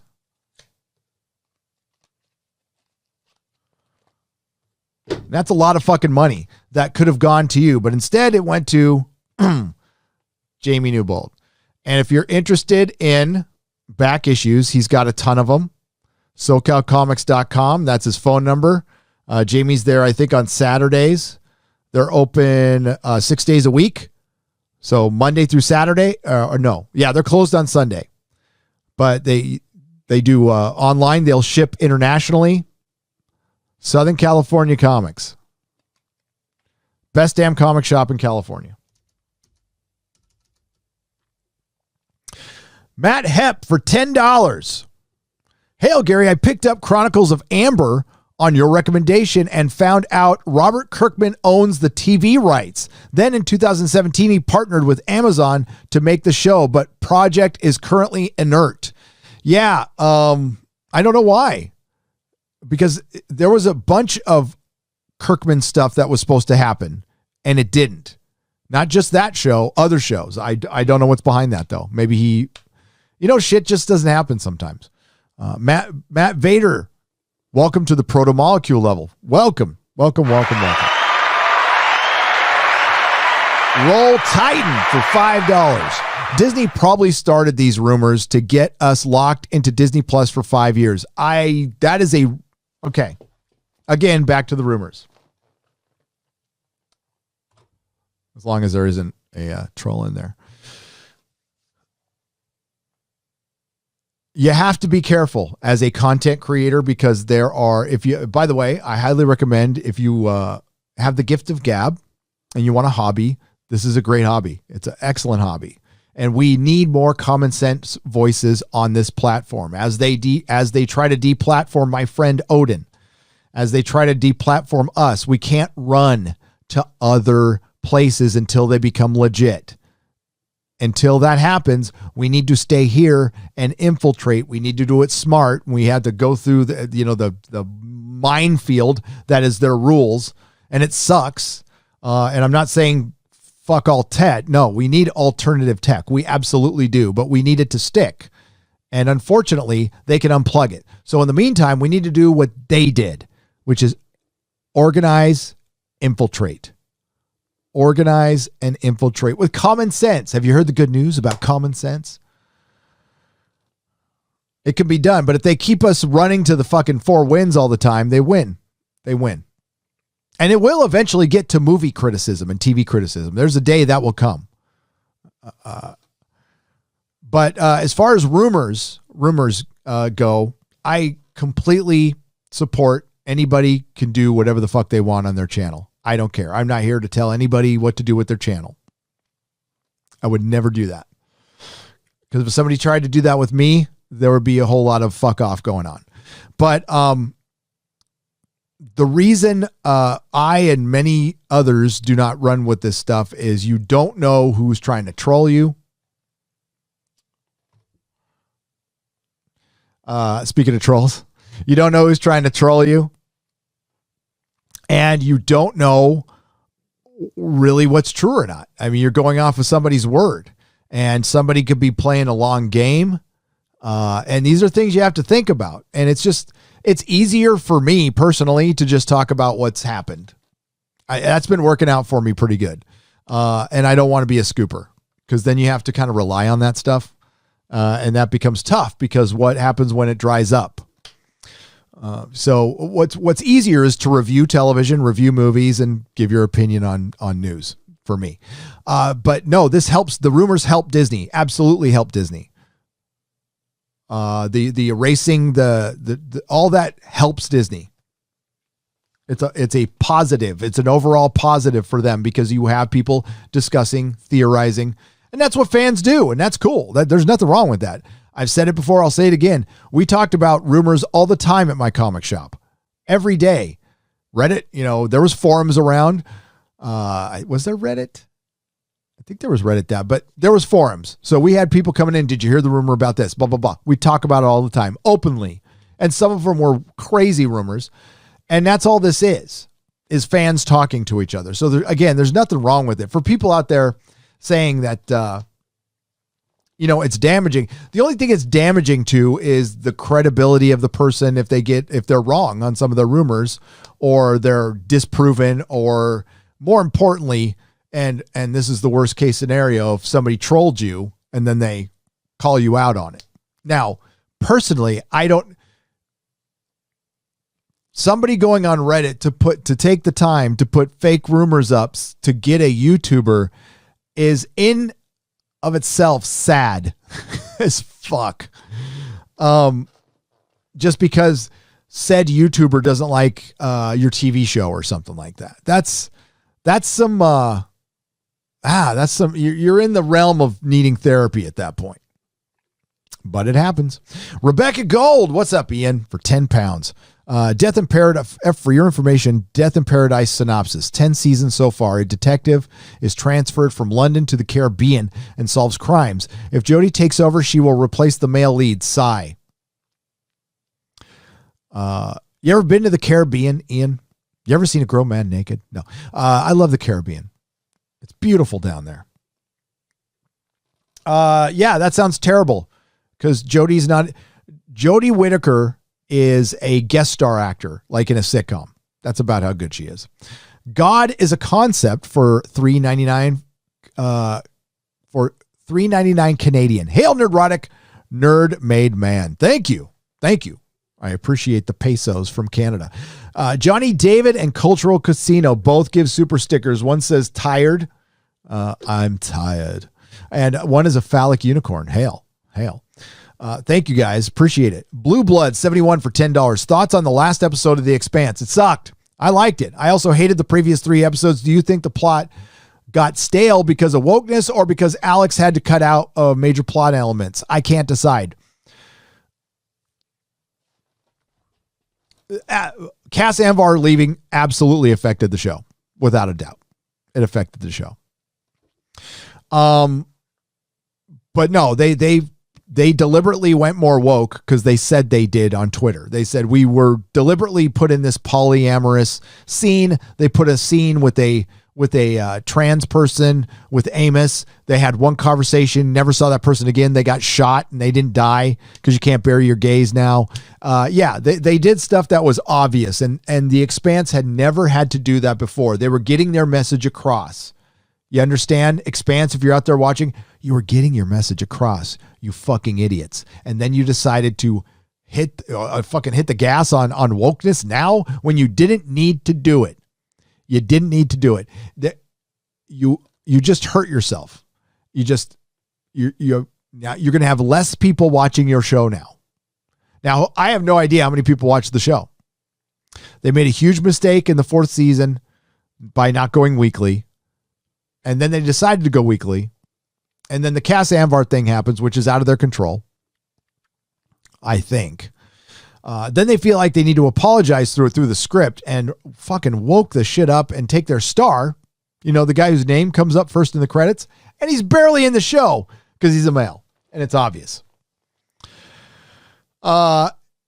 At Gron X for $5 says Deckard is a replicant in the same way as the Matrix is a trans allegory. I love the debate. I love the debate. I think there's a good argument for Deckard being a replicant, especially with Ridley Scott saying he's a replicant. But if you go off the source material and if you go off of Blade Runner, the first movie that I saw in the theaters that did not have the unicorn scene in it,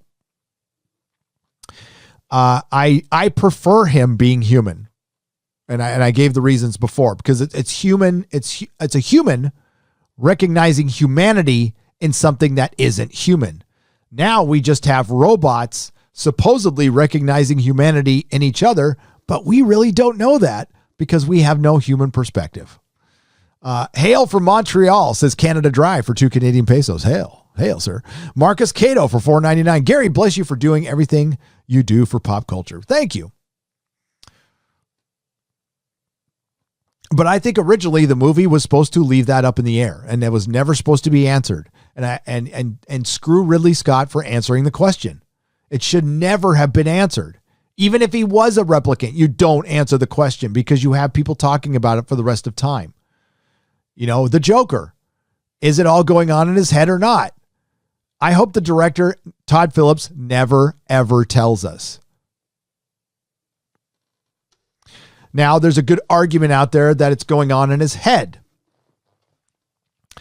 But then he becomes the Joker at the end. That might work for me. I'm not a big fan of everything you saw wasn't real.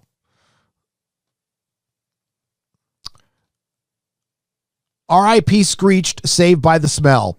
Check out Perth Comics' new TSWG pole vault meme. I will. Thank you. And Gary, all right, so Marco, thank you again. So Perth Comics, if I can do it quickly, I will check. We don't like pauses on live streams. They don't work out very well. So I'll try to talk while I'm doing it. Oh my God, that's my stomach growling. Perth Comics tweets. Oh, these are all old tweets. Yeah, I can't find it quick. Sorry. I'll check another time. Thank you for the super chat, but I can't have these huge pauses. Unfortunately. Oh my God, my stomach is growling like crazy. I should have ate before this. Where are we at? Okay. We're close. We're about at closing time anyway. We're at the 2-hour mark. Let me go up and see if I missed any super chats. There's going to be a square up that'll be out in the morning. Lot of toxic mailbag in that one. You guys were crazy. Matt Guy, looking to create a YouTube channel in 6 months. Any advice for £2? Yes. Be consistent and don't read the comments at first. Talk about what you like. But what I would do, Matt, is, you start the channel, but have solid branding. And as far as finding your voice, that's something that's going to take time to do. Be patient. Just do it for fun. I personally have zero trust in them, but has anyone looked into working with the YouTubers union with Jorg Sprav? Even Wagler for $5. Fundamentally, I am against unions. I don't think I would ever join one personally. I'm too much of an individualist to do that collectivist stuff. Would it work? See, because usually unions are used to politicize. They would probably be from one side of the aisle, and they would only protect the people from that side of the aisle. I can't see a union that would protect Odin, that would protect Steven Crowder. That would be like finding a unicorn. Trent. Oh God, no, please leave Zelensky alone. Yes, they need to leave Zelensky alone. Absolutely. Trena. Valiant Renegade. Sorry. Well, I wanted to do YouTube as a hobby and have fun, and you told me to do just that. So here I am with an active channel and in the fight. Thanks, Gary. Well, thank you. Thanks. And just have fun. I honestly haven't figured out the algorithm. I never will. I think I run my channel by gut feeling completely. And your channel is, well, owning the comic shop helped, because any business, as we're seeing right now, Lucasfilm, what's its personality? Ultimately, it's Kathleen Kennedy's personality because she runs it. And the comic shop I had was, run by me. So it was based on my personality, and that's what the channel will be. So that's what your channel has to be. And now, whether you find your voice or not, there's no exact way to tell you how to do that. You just have to do it. Could be consistent. I've been taking my family of 7+ in-laws to Disney for years. Not anymore. Is that Disneyland or World? Kevin Apple. Yeah. I have no desire to go to Disney World. I wanted to go pretty bad, and I don't now. I'm going to be taking a trip very soon, and I want to go to Universal. I definitely want to go to Universal. If I went to Disney World, it would be to clown Galaxy's Edge probably, which I've already done. Jane Theory. What's up, Jane? For $5. Please go check out Jane's channel. She's very good. Glad I'm not the only one who noticed black female detective trope. Zero creativity. About the Expanse, at least the aliens are back. Yes, they are. The thing that lives between spaces is back, Jane. And there is potential for the show to get better. But, whoa, that was bad, Jane. That was bad. Did you know that Metro 2033 book series? I do not know. About it. Mark, man of 117B. Thank you for the $2. Should I look into it? Thanks for being our voice, says Jazzmav for £1.99. Thank you. Oh, by the way, I didn't even talk about my last video. I hope you guys saw it. I hope you guys watched it. I hope you got notifications. If you haven't, I put out a video last night around 5. I don't mean to put out my videos at night. That's just, I put them out when I'm done. And it's usually, I spend the day dicking around with it. So, there were 2 Game of Thrones prequels announced and nobody gave a shit, which I thought was very interesting. And I started a video on that. And I got kind of delayed, and I was like, I don't know if I'm going to finish the video. And then George R. R. Martin drops an update, which was beautiful, because he's lashing out at us, at people who criticize him missing his deadline. And what he doesn't get, what George doesn't get, is I am busting his balls like a dude would do. It's like, dude, you've taken 10 fucking years. Now, yeah, I'm angry because I invested a bunch of time, but I'm not spending sleepless nights over it. And George said we were crucifying him. Dude, back the fuck off your self-importance. Okay. You're a damn good writer. I respect the hell out of you. One of the best storytellers alive right now, without a doubt. There's people losing their jobs. And he's like, they're crucifying me for missing a deadline on a book I'm going to make millions of dollars on. My life is so hard right now. You want to talk about disconnected, man? Fucking disconnected. Well, I hope you I hope you enjoyed the video. I do.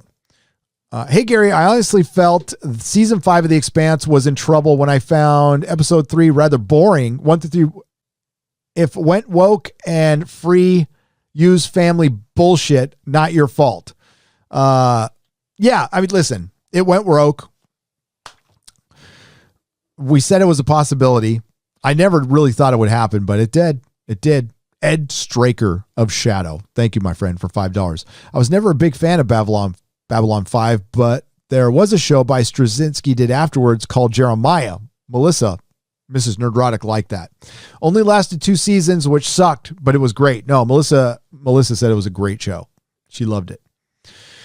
Hey G, hugs from the UK. So the criteria for getting bounced off of YouTube is having an opinion then. America, a land of free speech. Guess not, eh? Nope, not anymore, Paul. Paul Lewis for £5, not anymore. Michael Beacon, welcome to the proto-molecule level. Hail. The gay rascal. Hey, buddy. About half of my comments get deleted very fast within minutes of writing them. Yeah. I'm sorry, man. I am sorry. Is it because your name is the gay rascal, maybe? You think that might have something to do with it? I mean, I'm just asking, honestly. I don't know. Hey, Gary. Long time watcher, but rarely super chat. Well, I'll be gentle. As I normally have no money to do so. Well, that's good. Then don't. Please. Just wanted to say all of you guys in the Fandom Menace, Comicsgate, and EFAP are like role models to me. Hail to all of you. It says Chronix for $20. Thank you, Chronix.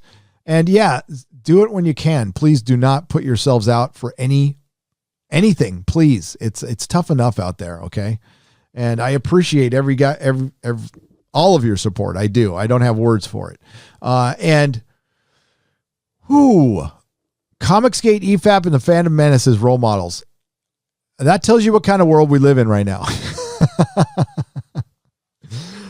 We appreciate that though, really. I'll tell you what, we try to be as real as we can. Did you see the trailer for Cosmic Sin with Bruce Willis for $5? I have not. I will watch it though. Bell's Nickel, thank you for the $5. The Big Joe for $4.99. This town needs an enema. It really does. It really does. Hail, Gary. I overheard you mention Gary Carter the other day. Rarely hear my dear departed cousin mentioned. He was my hero growing up and still is. Sean Carter. Oh, no way. Really? So Sean, you're related to Gary. Yes. Well, I remember because he was Gary for one. But yeah, no, that's just growing up. Was a fan of his play. So yeah, may he rest in peace. May he rest in peace. One of the best catchers ever. Apple won't let, and glad you're here, Sean. It's such a small world. Kenneth LaRock for 5 Canadian pesos. Apple won't let in app purchases. They can't get money that way. Oh, got you. Okay, well then from now on for the memberships, the link will be in the description. Best case scenario for Doctor Who cancellation and selling off the property to smaller studio who will treat it with respect. That would be the best case scenario. But now you have a group of fans, me included, who I am not willing to ride this train out with the timeless. Listen, I'll make a compromise. I could probably live with the first female Doctor played by Jodie Whittaker if she didn't change the entire canon. If you didn't have to break the canon to make that shit work, which tells you it was never going to work. It was never going to work because it's a male character. It will always be a male character, and you broke the show to make it a female character. And It's historic in its failure. Batwoman says Nerd Rage for 5 Belgian pesos. I don't know. Is it a part 2 of something? And Nerd Rage. Oh, it's part 2. What do you think about the Batwoman being renewed for season 3? Yes, I'm going to continue to review episodes. And I might. Oh, it's too late now. It's too late to do episode 3 now. But I'll pick it back up after the break comes back. But I'll continue reviewing. If you guys want to watch them, I mean, the last 2 videos one did over 200,000 views and one is creeping up on 200,000 views. So that tells me you guys want to watch them. So I'll do it. Sure. It's fun. I had to do another video. I don't like, it's been a while since I reviewed TV. So if you guys are new to the channel, I used to review every episode of a bunch of shows. So that's not abnormal, but I just felt like I wasn't sure if I was going to do Batwoman videos. I had already done 2 in a row, and I rarely do 2 videos on a row on a single subject. So I felt like I needed to mix it up a little bit. Hail Gary, thanks for the heads up on the Men of the West. It reminded me how much I love Lord of the Rings. Good channel. It's a good channel. It's a good Toy Painter 1 for $5. It's a good chill out channel. I like them a lot. RIP Screeched has an F for $2. Hail. All right. Rockers Los Angeles for $2. What kind of mic are you using? Sounds pimp. It is a why am I blanking on the mic? I am totally blanking on the mic now. It's not Shure. It is it Rode? I think it's Rode.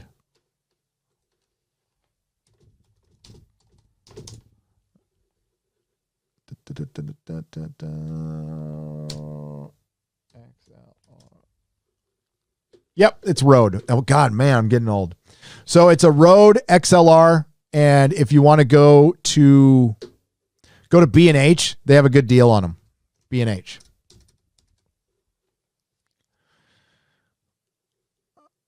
Also bought first hot toy because of you guys, a 1/4-inch Infinity Gauntlet. Oh, cool.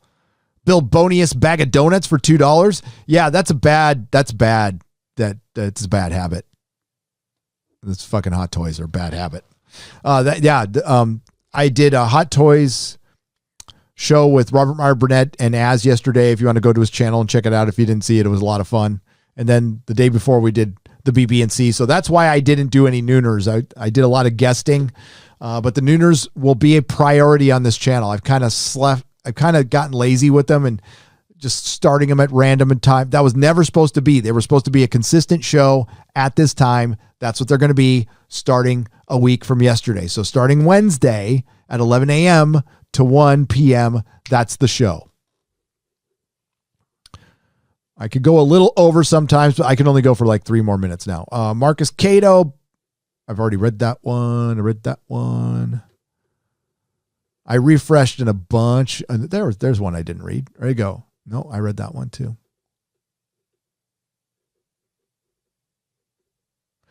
Ace Mr. Freeze. Best part of the polyamorous break was the last dude deciding he'd rather stay with the 2 chicks on the bridge over the older lady and her blonde boy. I know. That was so good. He's like, I'll stay. IK 1906. It's heartbreaking. Everything Kirby built at Marvel and the love and passion he put in is being destroyed. Yes. And then the movie that would be the most Kirby is going to be the most unlike Kirby. Kirby would hate the Eternals, everything about it. And they just don't want to mention, they don't want to bring it up. It's kind of like, I got this great email yesterday. I'm going to read it on Friday Night Tights. And it's from a Catholic couple. And I guess they knew that I'm agnostic, right? So I'm not a religious person. My spiritual beliefs are my spiritual beliefs, and I use them for recovery. I believe there's a creator, all that stuff, but I don't get into it here, right? But I respect religions, okay? So I don't degrade them in any way. I also think you can make fun of all of them, but as long as you do it equally, as long as you do it not just Catholics, not just Christians. If you're going to make fun of people, you got to make fun of everybody. But they like the fact that I brought up that, Tolkien was a devout Catholic, and there's a lot of Catholic messaging in his story, and that needs to be respected as somebody who is not a practicing Catholic at all.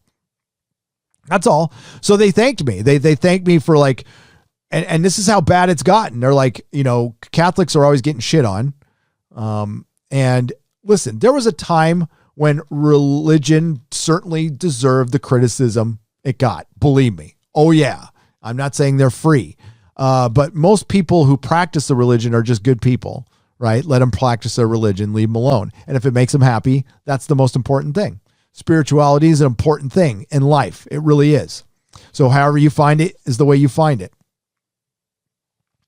So they thanked me for that, and it kind of blew me away. It's like they're getting shit on so much that when somebody shows them just the slightest bit of respect, they're thankful, and that's how bad this is what Hollywood has made. This is what Hollywood has done.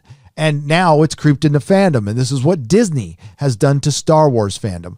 That is the problem I have with Disney. They can erase, retcon, whatever the fuck. It's what they've done to fandom that is unforgivable until they acknowledge it. And they need to acknowledge it. They can't just not acknowledge it. That's not going to be okay.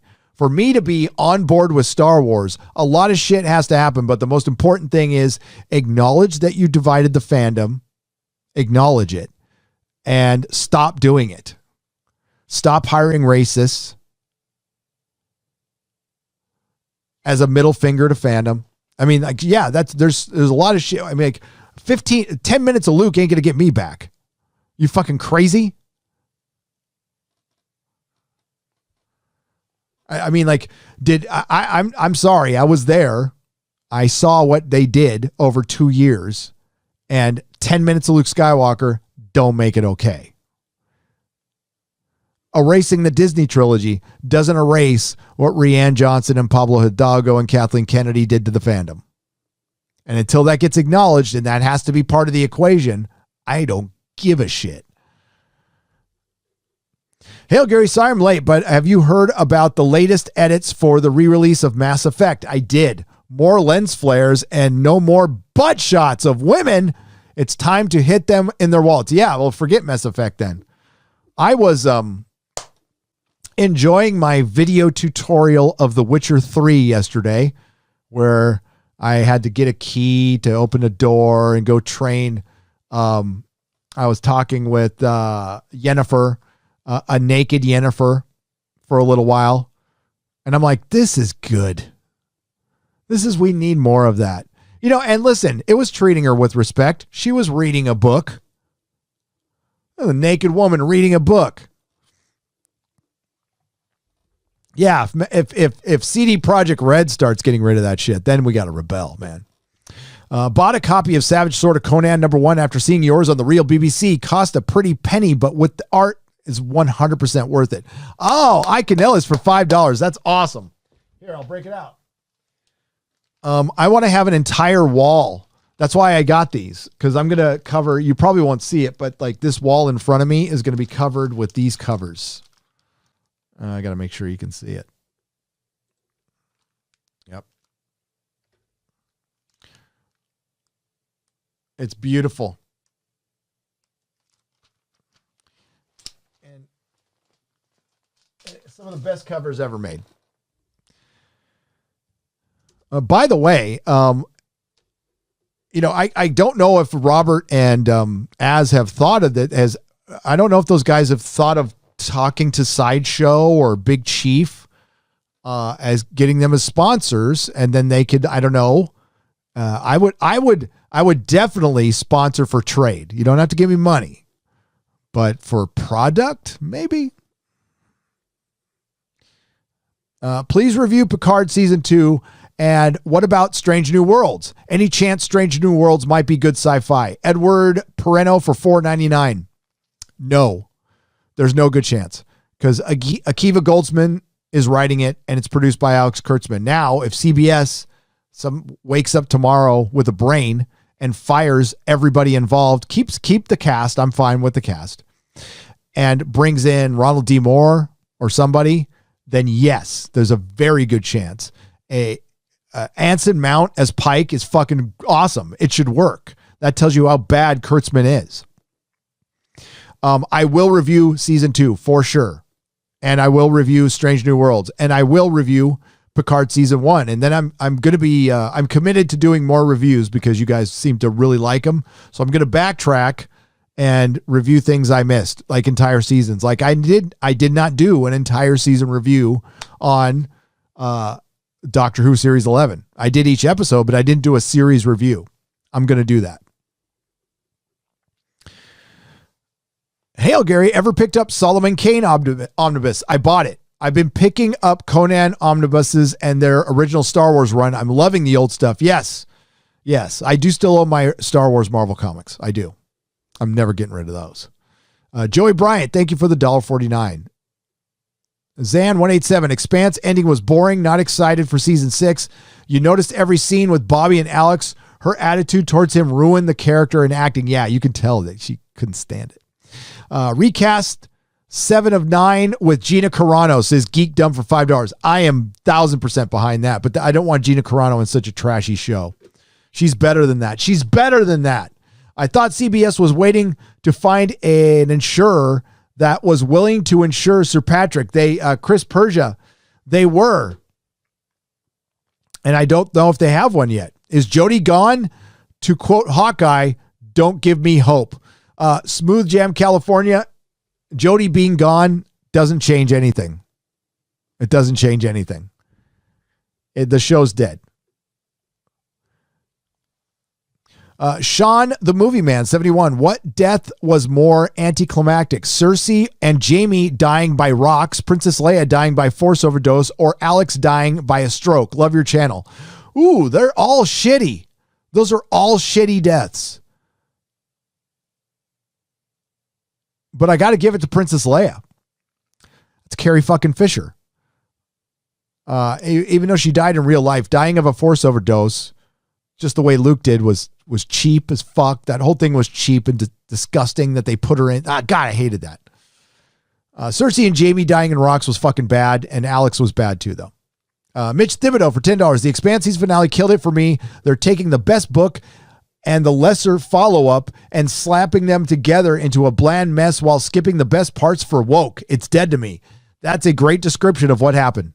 That is a great description of what happened. Matt G, thank you for the $1.49 and the phallic unicorn. Captain Spire, Kirk stole a bird of prey he used to go back in time from a Klingon Doc Brown. How's the family? How's the move? How's the coffee supply? The coffee supply is getting a little low, Captain Spire, but it's good. Everybody's great, and Captain Kirk is a fucking boss. He's the best ever.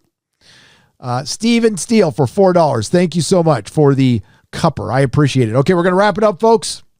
Thank you, everyone who super chatted, who participated. I would apologize for the trolls, but I mean, that's just part of life. That's YouTube. So thanks for fighting them. You guys did brilliant with the freaking F's going at light speed. I was so fired up by that. Yes, they replaced Alex Kamal's death with Fred's death, a stroke. They did. So thank you to the mod Rodix, who are Jennifer Sisko, Eric K, Chris Persia, Nihilist Shadow, who did fine work today, by the way, fine work. Just another red shirt. I don't know if Eric K was here for this one or not. Chris Persia. Sheila Aliens, what's up? How's it going? All right. No, oh yeah, where's Eric K? Must have been he must have been busy. I'm sure he's got a very good excuse. It's fine. We love Eric. And thank you to everyone who participated. Took your valuable time to hang out with me for a couple of hours. I greatly appreciate it. And thank you to everyone who joined. We got 6 new members today. I appreciate that. Thank you to everyone who donated with the super chat. If I missed it, it will be in the square up. Okay, I promise.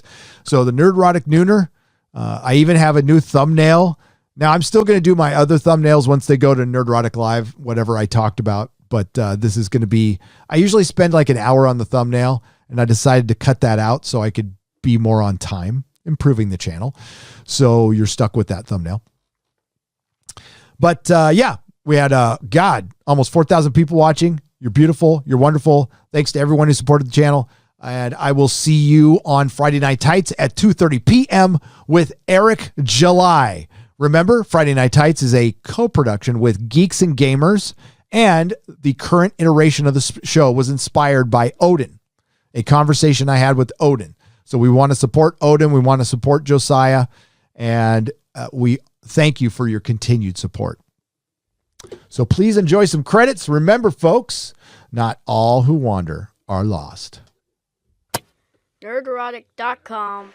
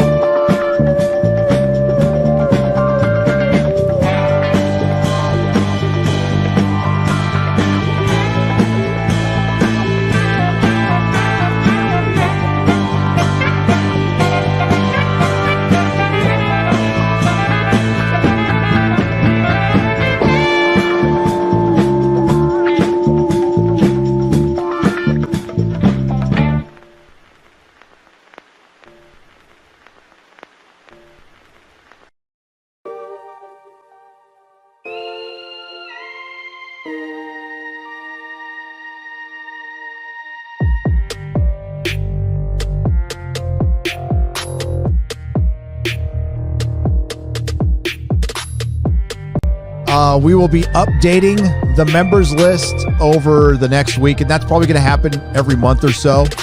Just talk to Perry about it. You know, there's a lot of new members, and all of your names will be up there. We are going to separate the tiers. So you're all going to have designations and stuff, and be kind of like the upper tiers are going to get prominence, but everybody's name will be on here. And we're going to use your handles as much as possible, and only your first names. There's probably some people who don't want their last name blasted out there, so we respect that, of course. And thank you all for your support once again. Ciao.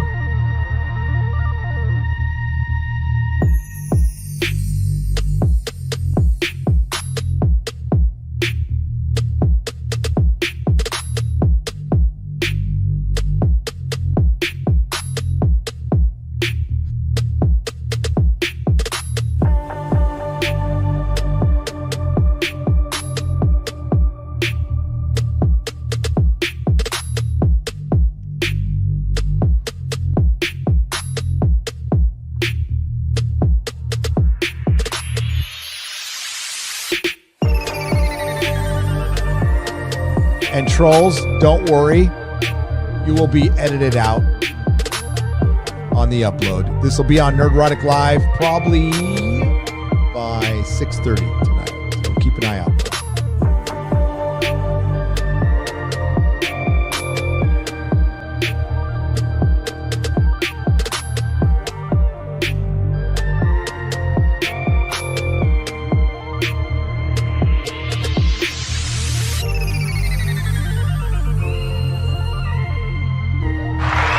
Michael Anthony Lewis, thank you for upgrading to the Gandalf level. I appreciate it.